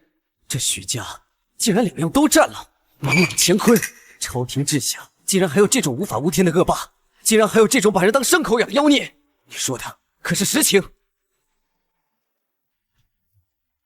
下官若有半句虚言，天打雷劈。下官脸上的伤，就是前去劝阻时被那许家家丁打的。公子，清河县虽有不足，但我等还在勉力支撑，不敢与民争利。可那桃源县如今邻里有难，我等却无能为力，实在是羞愧。这饭不吃了，备车去桃源县。本公子倒要看看这个许家究竟有几个脑袋，敢在天子脚下把百姓当牲口养。都给我冲干净了！大小姐说了，咱们桃源县是文明地方，见不得脏东西。不管是哪里来的车，只要轮上带泥，一律不许进城。这就到了。公子请看，这便是那些流民。桃源县闭门不纳，这些百姓求告无门，只能在此苦守。公子您看那中间那几个挥舞着纸张的，怕是在拿身家性命换一张入城的路引。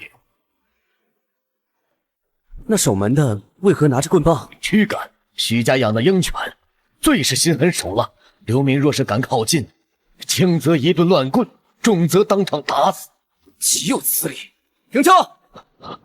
公子，此处还在城外，流民聚集，怕是危险。我若是连下车都不敢，还谈什么代天巡猎体察民情？我倒要看看这许家的棍子敢不敢打在我身上。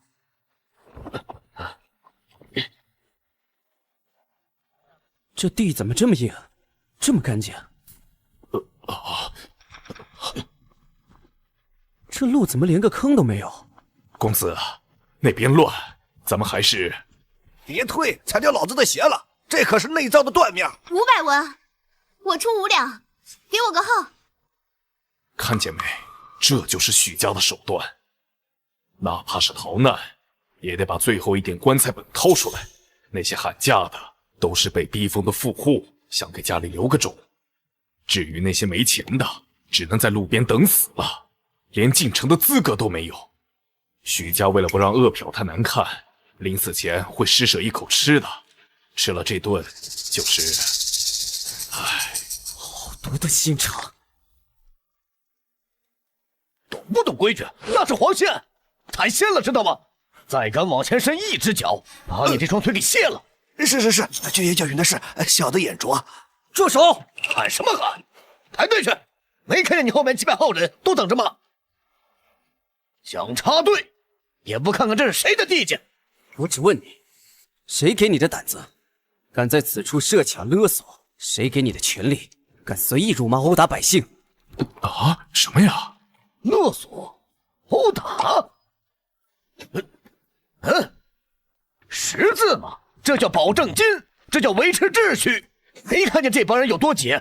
不骂两句他们能听话？强词夺理，百姓流离失所，至此求生，你不开仓放粮也就罢了，竟还设卡盘剥。这张张银票是多少人家的卖命钱，你拿着就不烫手吗？诸位莫要怕，今日我宋某至此，定要为诸位讨个公道。这等恶奴，这等黑心的规矩，今日便要废了。这位公子啊，您要是没钱交保证金，能不能往旁边让让？您说晚了这号就没了，今天的名额可就剩30个了。你说什么？他在勒索你，他在压榨你？压榨什么呀？我是自愿的。昨儿个赵老四进城抢了个摊位，半天就回本了。我这500文算个屁呀！哎，您行好，别在这耽误大家发财好不好？就是，哪来的书呆子，在这装什么大尾的狼？别挡道，老子的货都要搜了。这剧本不对啊，苏秉章不是说他们是流民，求生无门吗？怎么一个个看着比他还着急送钱？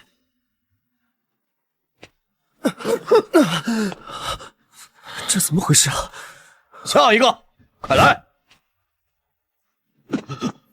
公子，您没事吧？苏山长，李县令，这就是你们说的流民，这就是你们说的哀鸿遍野。公子啊，这些人是被逼疯了。50两，我不活了，我出50两。100两，老子抢到了贾字号摊位。该死，慢了一步，那可是黄金旺铺。苏山长，这就是你说的惨绝人寰？这或许是回光返照，或者是某种特殊的刑罚。对，逼人花钱，这不比杀人还难受吗？难受你大爷！知道这是什么吗？清河县的土布，在你们那是没人要的破烂，到了桃源县，只要进了城，抓手就能翻倍卖，花钱买摊位，那是投资，懂不懂啊，土包子？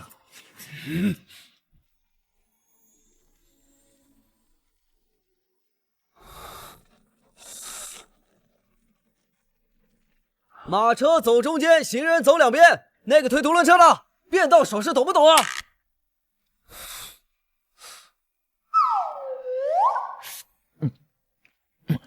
新来的流民，饿坏了吧？也是可怜人，这半个鸡屁股给你了，别客气。这在桃源县，狗都不吃。这就是苏秉章嘴里的人间炼狱。拿着呀，愣着干啥？这可是奥尔卡口味的，昨儿许府流出的剩菜，一般人想吃还抢不到呢。许小姐真是厨艺高超哦，不对，许小姐这样的活菩萨，什么都会，不很正常吗？拿开！哼。不识好歹，一看就是没享过福的苦命相。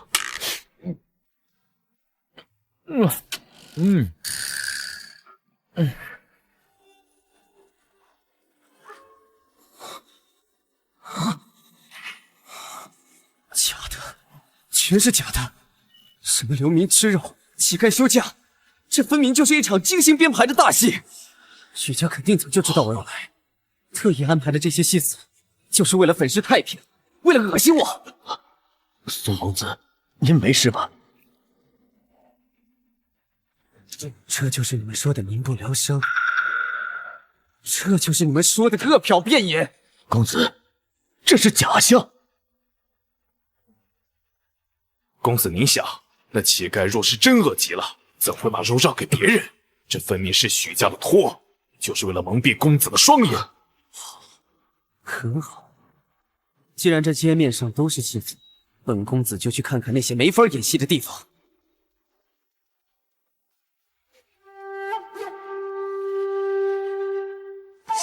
公子，别看这名字起的花哨，许家把全城的会务都运到这儿，逼着那些残疾人日夜搅拌，简直是虐民呐！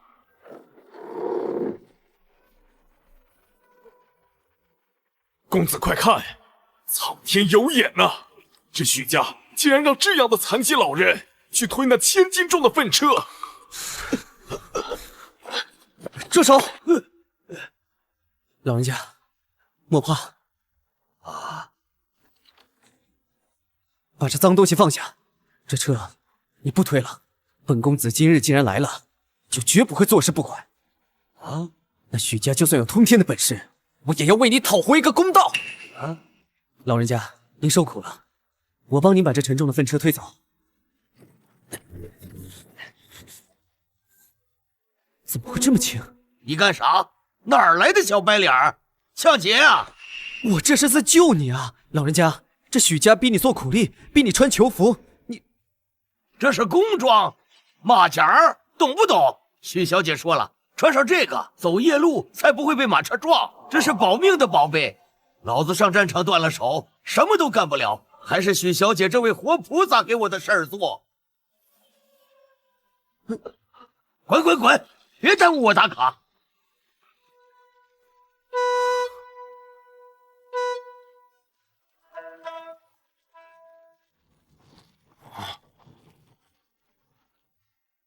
这就是那个拿鞭子的光头，你看他那凶神恶煞的样子，定是要出来惩罚这个偷懒的老汉了。哪怕这老汉不识好歹，但这工头若是敢当众行凶，今日就要血溅5步。老张，跟你说了多少次了，慢点推，慢点推。这碗冰镇绿豆汤赶紧喝了，解暑。喝完赶紧去那边的职工休息室吹吹冰剑，别中暑了。你要是中暑晕倒了，我这个站长要被扣考民绩效，还得给你报销郎中费。你心疼心疼我，别这么拼命行不行？站长放心，我这身子骨硬朗着呢。这不也是想趁着还能动，多给孙子攒点书本费吗？这就是你们说的虐待，人精炼狱。如果这也是炼狱，那本公子倒想问问，京城的那些百姓过的算是什么？在18层地狱吗？这叶相思就在城边，人来人往的。许家自是要做足面子，真正的修罗场怎么可能摆在大街上让人随便看？真正的罪恶都在深山老林里，都在那牛首山的铁矿上。去牛首山！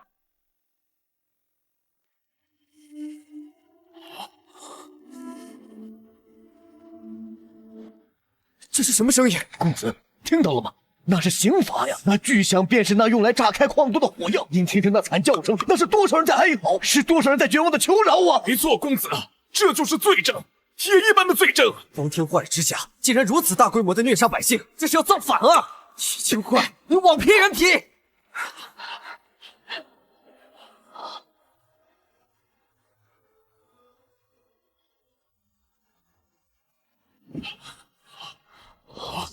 这是断头发，这不对呀！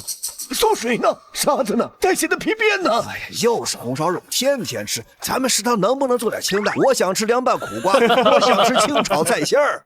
这就是只给一碗馊水。公子，这可能是幻术，是障眼法。都给我住手！公子，你看，恶女露馅了，她要发飙了，她肯定要把那些肉都抢走。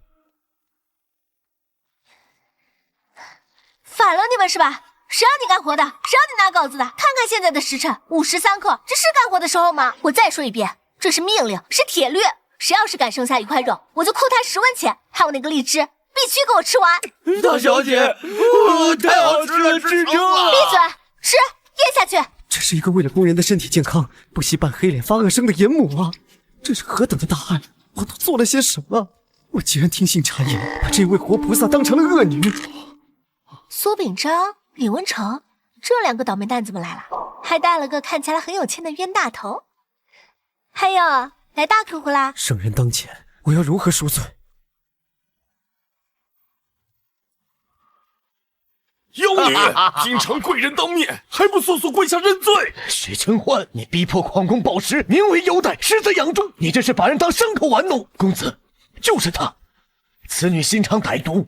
不仅坑害邻县百姓，还敢在您面前演这拙劣的戏码！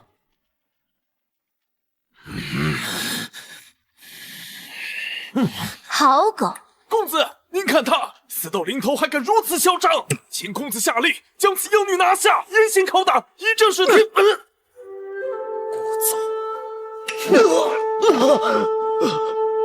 公子，您打错人了吧？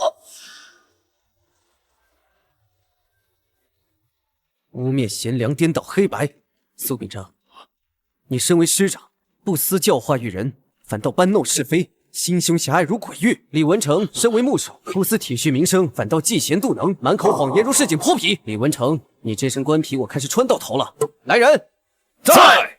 摘了他的乌纱，扒了他的官服，押送吏部问罪。告诉吏部尚书，这人我宋一白让他滚。至于这老匹夫苏秉章，革除功名，永不录用。另外，知会天下书院，谁敢收留此人，便是与我宋家过不去。不，公子冤枉啊！学生宋玉白肉眼凡胎，竟不知先生乃是当世活菩萨，方才让那等污秽之物脏了先生的眼，是学生的罪过。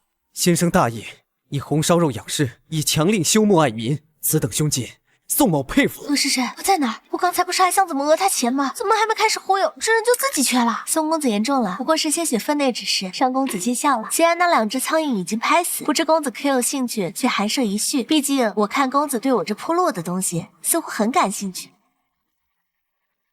先生，学生这一路走来，见那路面坚如磐石，浑然一体，车马碾压而不留痕，风雨侵蚀而不改色。敢问此乃何物？此物名为水泥。啊，莫非是早已失传的上古神物？宋公子有所不知，这东西来之不易啊。这可不是普通的石头粉，这是需要采集深海300丈之下的万年玄武岩，再混合极北苦寒之地的活火山灰。最关键的是，期间还得加入数十种名贵药材来调和阴阳，去除火毒，否则烧出来的就是一堆废土，风一吹就散了。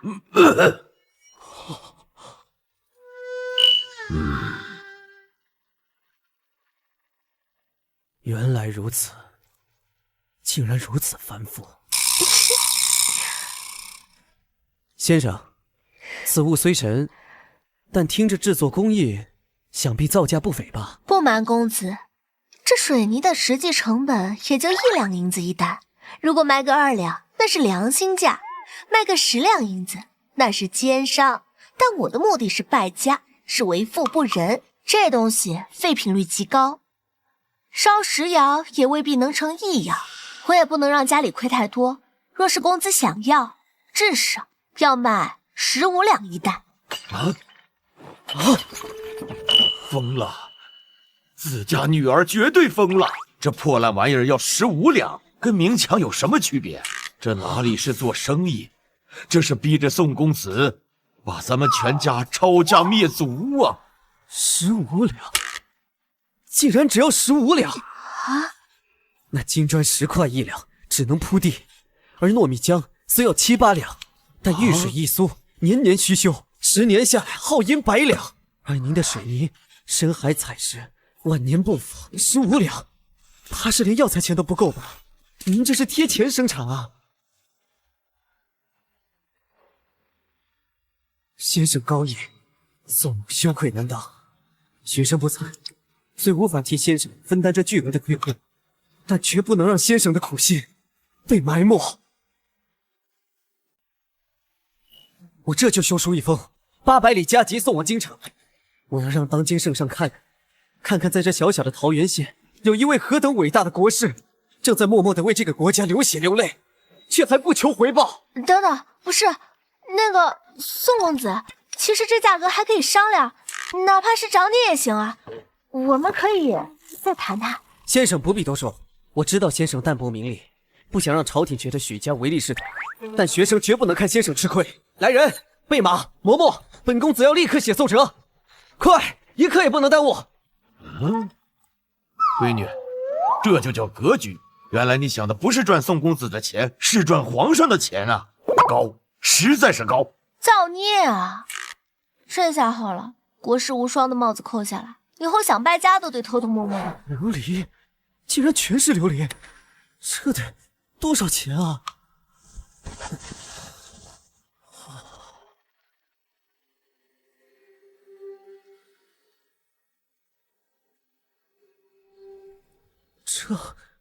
这是整块的水晶。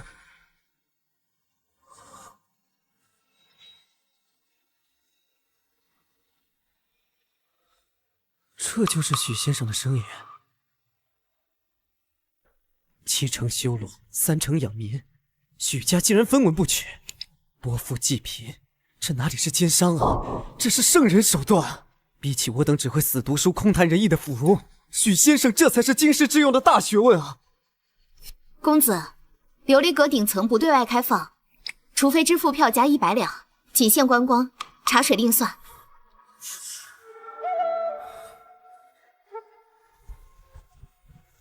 给我来张顶层的票，哪怕是倾家荡产，我也要为这桃源县的基建添一块砖，加一片瓦。怎么，千岛姑连话都不说了？学生宋玉白免了。后见。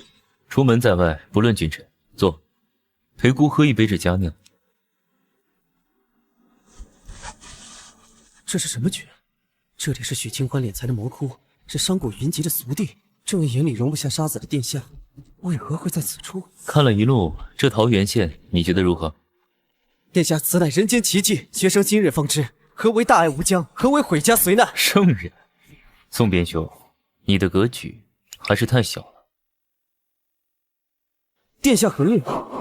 宋玉白，你告诉姑，大前现在的国库为何空虚？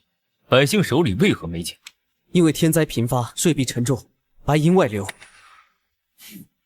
肤浅。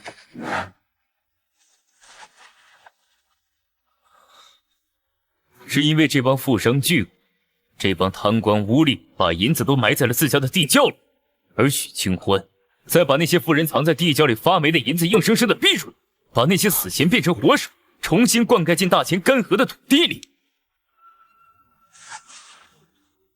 国士无双，宋边兄，听说你舅舅户部右侍郎大人最近为了北境军饷的亏空，正愁的想撞墙。正是。户部没钱是因为方法错了。既然这桃源县有现成的真经，你为何不让你舅舅来取经？多谢殿下指点。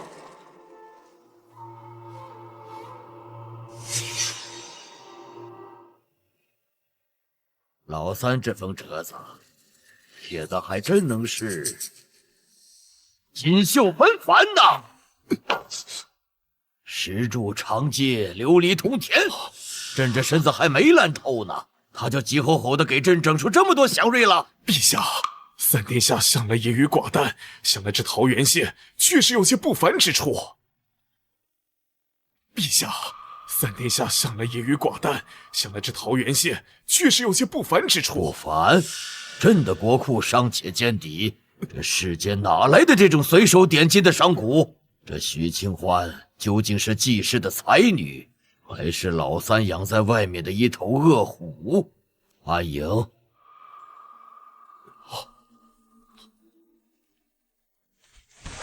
传朕旨意，受裴寂联合巡查之旨，即刻动身奔赴豫州。若这些都是真的，朕要这些钱换个主子；若是假的，那便叫许家连同老三一起消失。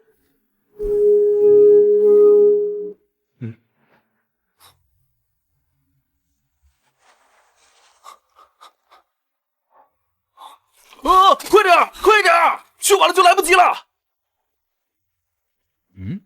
这就是你说的暴乱，客官睡懵了吧？这是秋收节，许小姐说了，今儿谁下地干活，不仅管饭，还能领20文赏钱。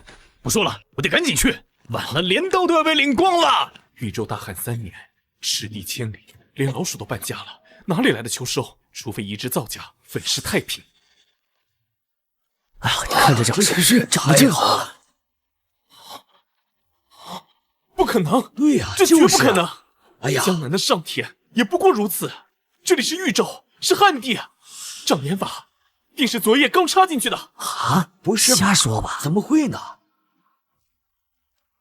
若是移植的新鸟，根系腐切，一把即除。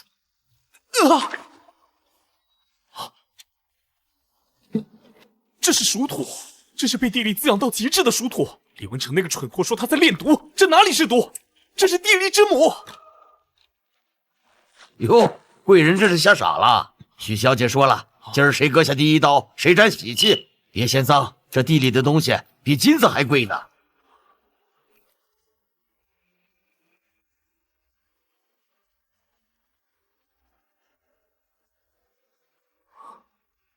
这怎么可能？让开，让开，都让开！1亩地收完了，上车。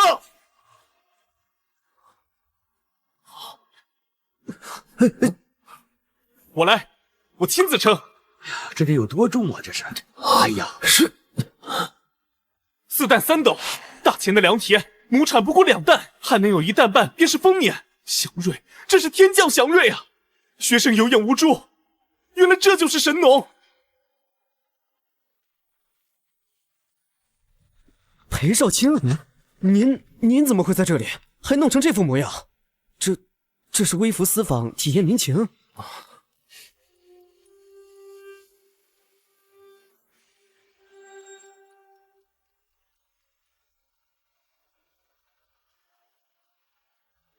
裴寂，你看这稻穗，它压得这么低，是不是像极了咱们大钱百姓那常年弯下去的背？但只要这根扎得深，根基在土里，那么它的腰弯得再低，也是我大钱挺直的脊梁。学生受教了。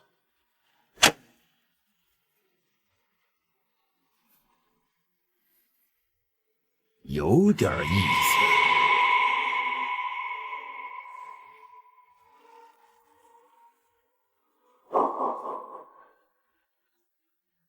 4担3斗，这是把全天下的饭碗都捏在了自己手里。徐有德，徐有德，朕以前只当你是贪财的草包，没想到你在这等着朕呢。朕不信什么天降祥瑞，也不信什么神农转世，朕只信利益交换。这必然是许家倾尽几代人之力，甚至暗中勾结老三培育出的筹码。既然如此，那就让他替朕分分忧吧。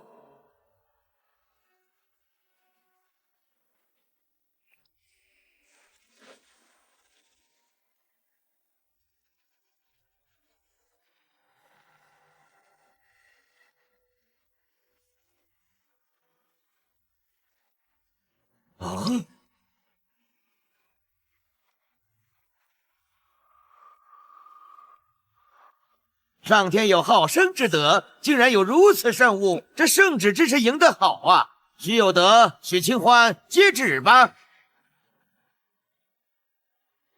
奉天承运皇帝诏曰：徐有德教女有方，今有献良之功，乃是大钱福星，特迁徐有德为应天府江宁县知县，即刻赴任。其女清欢聪慧敏捷，特封安国县主，10亿千户，随父赴任。没听错，真的是江宁。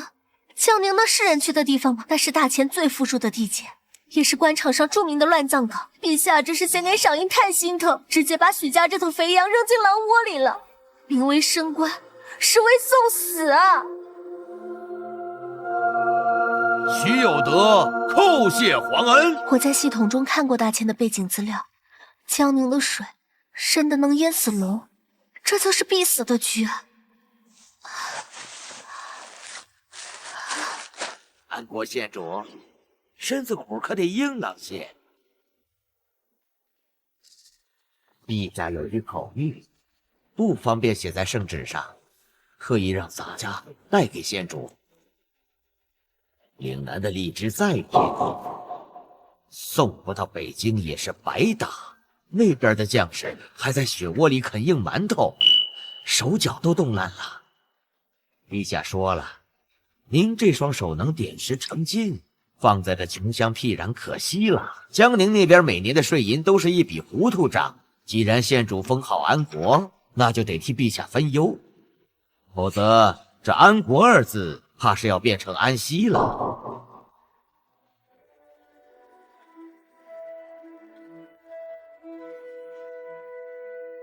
系统任务还没完成，回不去现代。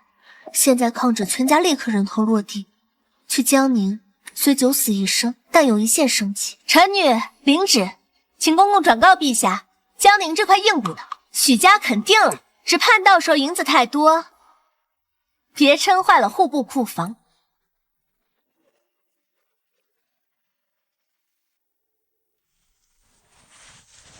走吧，我已经想好到江宁要怎么祸害那边的世家大族了。等到了江宁，要先置办桑田，再买几个秦淮河上的清官回来唱曲儿。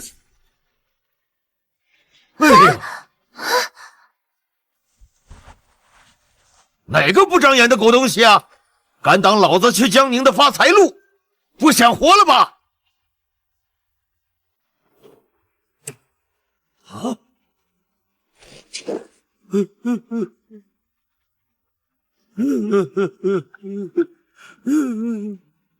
啊！闺女，这是送咱们的。爹原来是个好官啊！不对，我是来演恶人的，不是来演外名词别的。这么搞下去，系统不会扣我钱吧？必须把这帮人赶走，必须得让他们恨我。都在这挺尸呢，不用干活了吗？矿山今天停工了吗？地里的庄稼不用收了吗？谁让你们来的？挡着本县主的路，耽误了我去江南享福的时辰，你们赔得起吗？还不赶紧滚开！县主骂得对，咱们这帮泥腿子是不该挡了县主的前程。县主是为了咱们才要去江南那种吃人不吐骨头的地方受罪，大家都听见没？县主这是心疼咱们，怕咱们耽误了农时，怕咱们少挣了工分。县主哪怕是要走了，心里装的还是咱们能不能吃饱饭。县主是大善人，县主放心去吧，咱们一定好好干活，绝不给桃源县丢脸。带上来。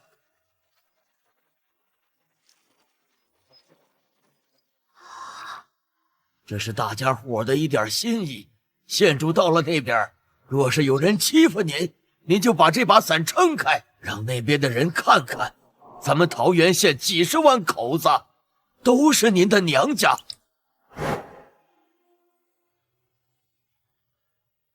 这才是王道啊！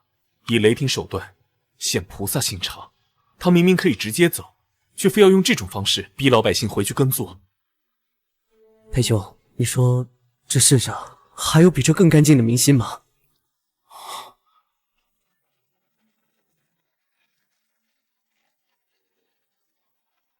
谁让你们的破伞？都给我滚！别让我说第3遍，谁再挡道，就让刘二扣他1个月工时。还愣着干什么？冲过去！撞坏了东西算他们啊！加速！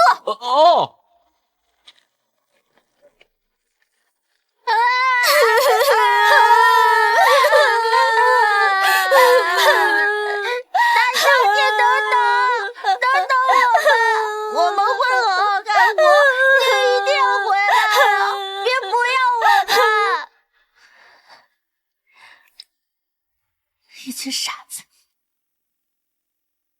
这可是皇上亲封的江宁知县，你凭什么拦？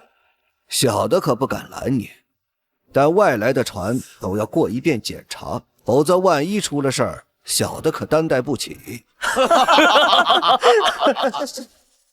这水真脏。你叫什么？小的王麻子，草帮的一条狗罢了，当不得县主一问。哦，你也知道你是条狗啊？咱们这船停一天要损失多少银子？你那主子给你的月钱够赔吗？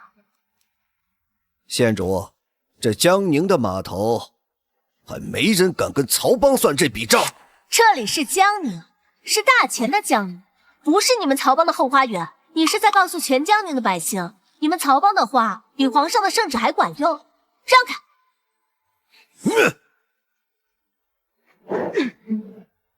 记住这张脸，过几天我会让你们跪着把今天的路费送我。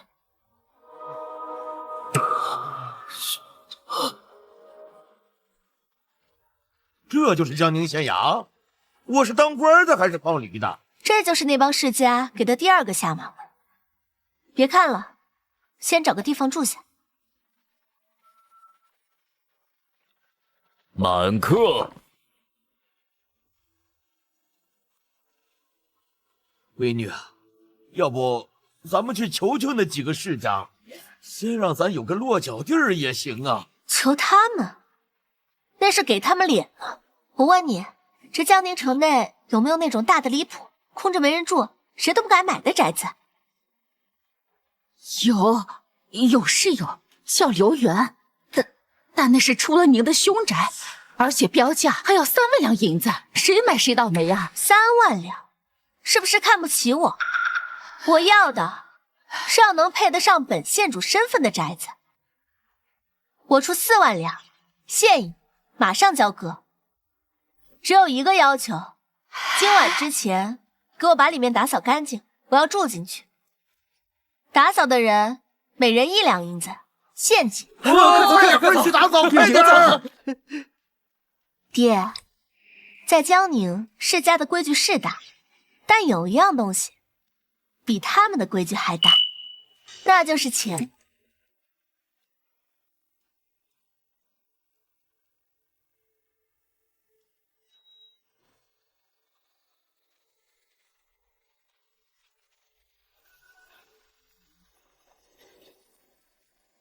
啊！哼，快去请老爷和小姐，就说井底挖出了那东西。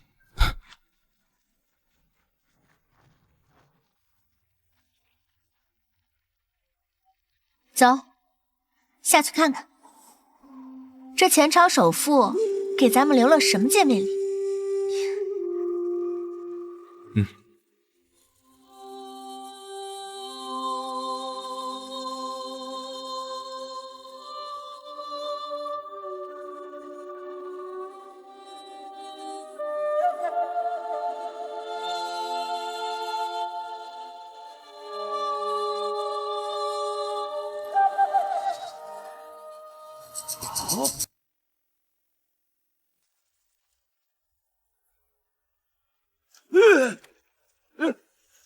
我的个亲娘祖宗大老爷！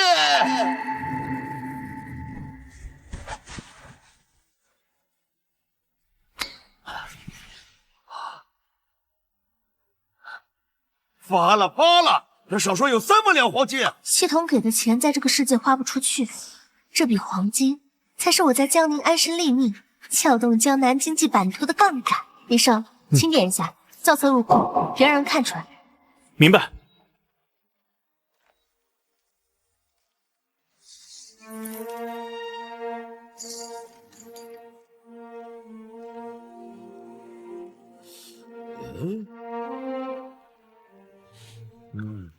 切，不就是个破纺车吗？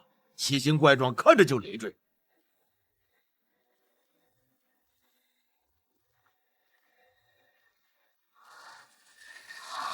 我操，这不是珍妮纺纱机吗？江南4大世家都在这只手遮天，靠的就是织造作坊。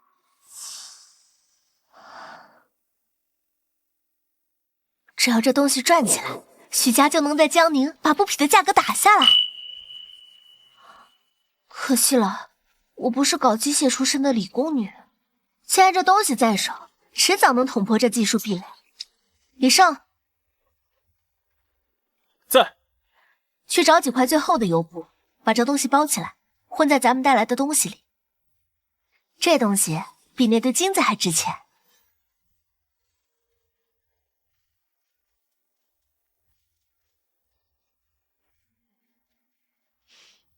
这钱得运上去，留园人多眼杂，万一被人发现，这就是催命符。运，我看过了，主卧的床底下有个暗格，墙里面也是空的，今晚全给它塞进去。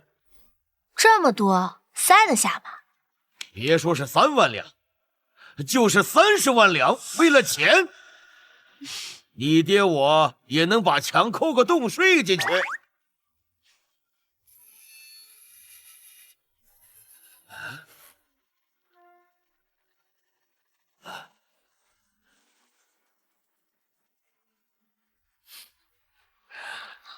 我的大印呢？昨儿明明顺手塞这盒子里的。大人，您这找法不对，这官印乃是朝廷重器，自带官器，要是丢了，那只能说明这衙门的风水他不认主。我是皇上亲封的，谁敢不认？认不认那是后话，只是没印，这堂怕是升不了了。外头那些乡绅怕是要把大牙笑掉了。啊，闺女，闺女，救命啊！哎呀！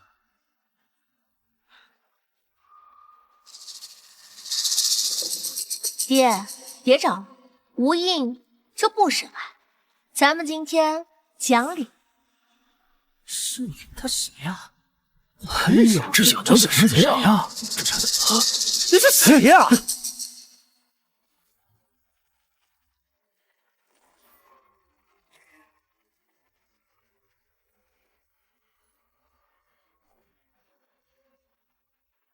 站主，县主这是要拦客，小的可是代表赵家来给知县大人请安的。在江宁的地界儿，还没听过有人敢拦赵家的路。拦的就是你！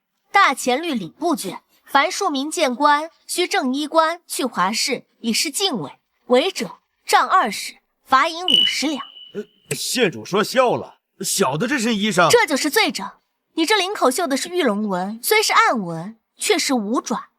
按大前礼制，5爪为龙，4爪为马。赵管家是想造反？哦，这太大知道了什么？这纹样是当下京城流行的，可这事儿一旦上纲上线，误会，小的这就回去换。回去？进了这衙门，穿成这样想走，可算是藐视公堂加意图谋反，罪加一等。啊？那怎么办啊？本县体恤民情，里头备了几套符合规制的衣裳，租金嘛也不贵，10两银子，半个时辰，概不赊账，现银交易。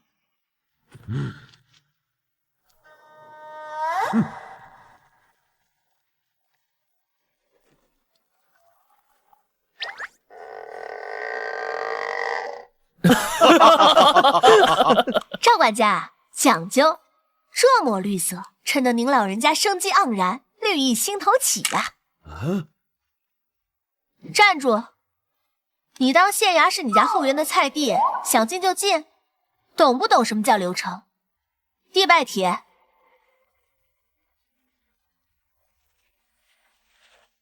给。这就是赵家的水准。当今圣上名讳中有一红字，你这帖子上竟敢直抒其形，怎么？你想造反？是对这样。重写。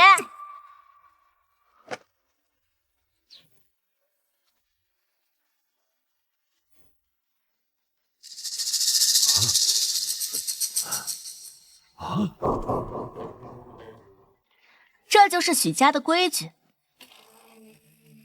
这目无尊卑、文不识礼的名声，要是传回赵家，怕是你们家主以后都不好意思带你出门了吧？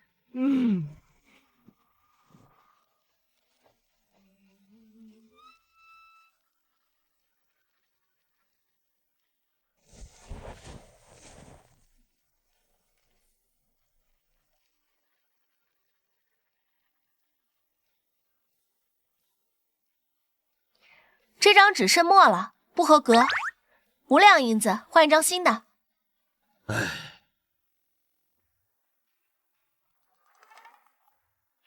这张墨太丑，熏着本县主了，10两银子换块带香味的。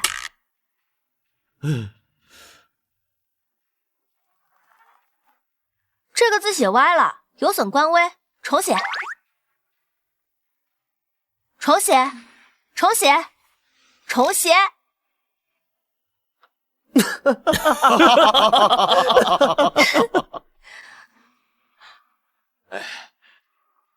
行吧，虽然字丑，但好歹能看懂。进去吧。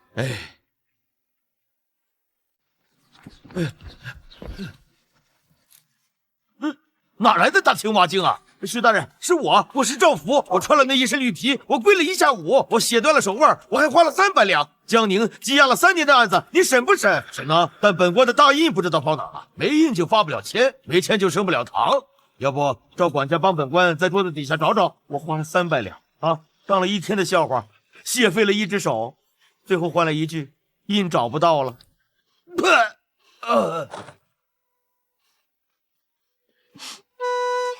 素质太差。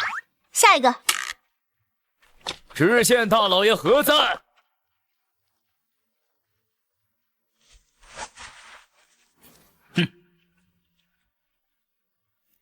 这几个刁民强占我王家城西的100亩良田，还打伤我王家的收账人，请大老爷立刻下令将这些刁民全家逐出江宁。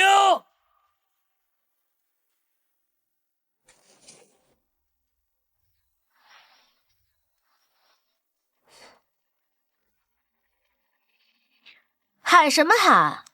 本县主耳朵又不聋，黄管事是吧？既然来打官司，诉状呢？什么诉状？这地契不就是？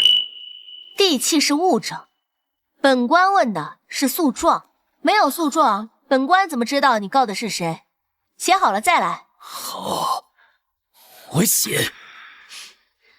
慢着，你是何人？我是王家的大管事王贵，这江宁谁不认识我？你说你是王贵，有何凭证？户帖呢？籍贯清册呢？既然你自称代表王家，那你如何证明你真的是王家的仆人？又如何证明你是你爹娘生的，确实是这籍贯上的人？证明我娘是我娘，荒唐，简直是荒唐至极啊！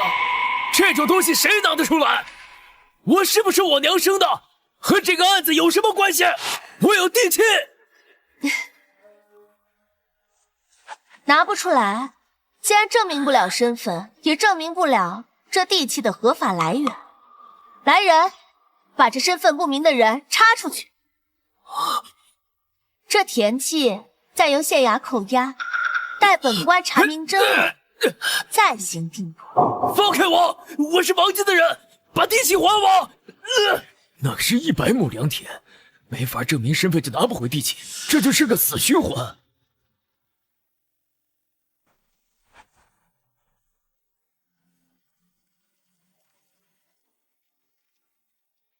老人家，起来吧。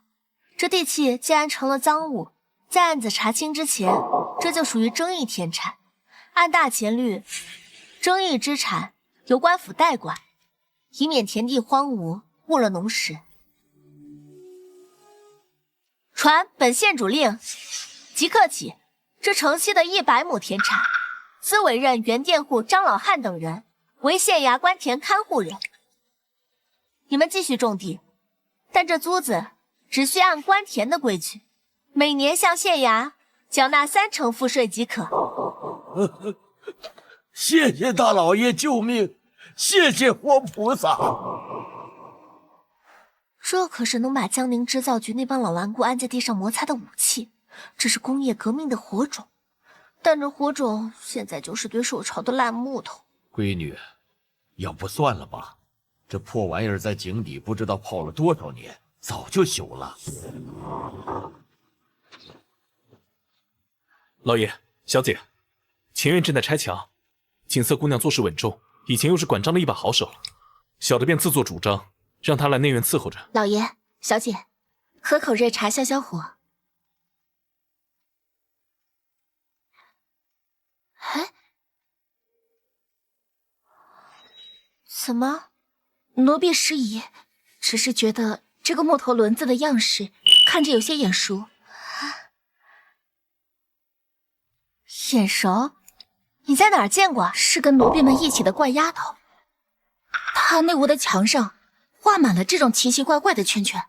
李胜，去后院把那个怪丫头给我带来。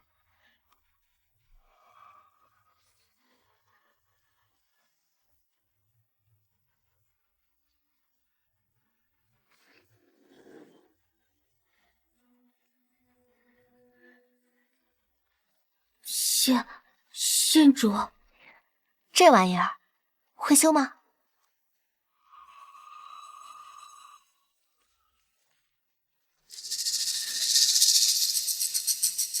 这不是坏了，这是前朝失传的天机锁结构，受了潮，里面的脐轮胀开了，把咬合的口子顶死了。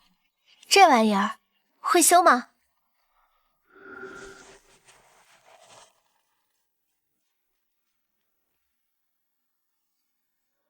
小姐，我需要一盆带冰渣的凉水，再烧一壶滚沸的热油，还要一根最细的那种绣花针。给他，他要什么给他什么。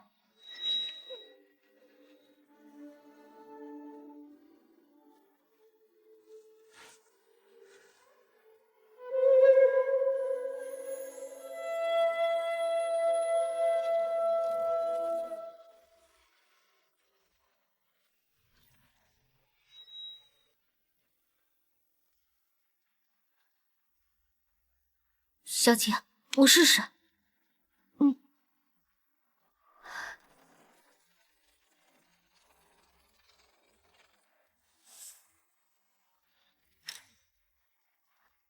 这是量产，这是资本的原始积累，这是要把王家、赵家那帮靠老师之基和廉价劳动力吸血的世家，彻底扫进历史垃圾堆的力量。以后这府里的所有机器都归你管。你要什么尽管开口，月钱给你翻10倍。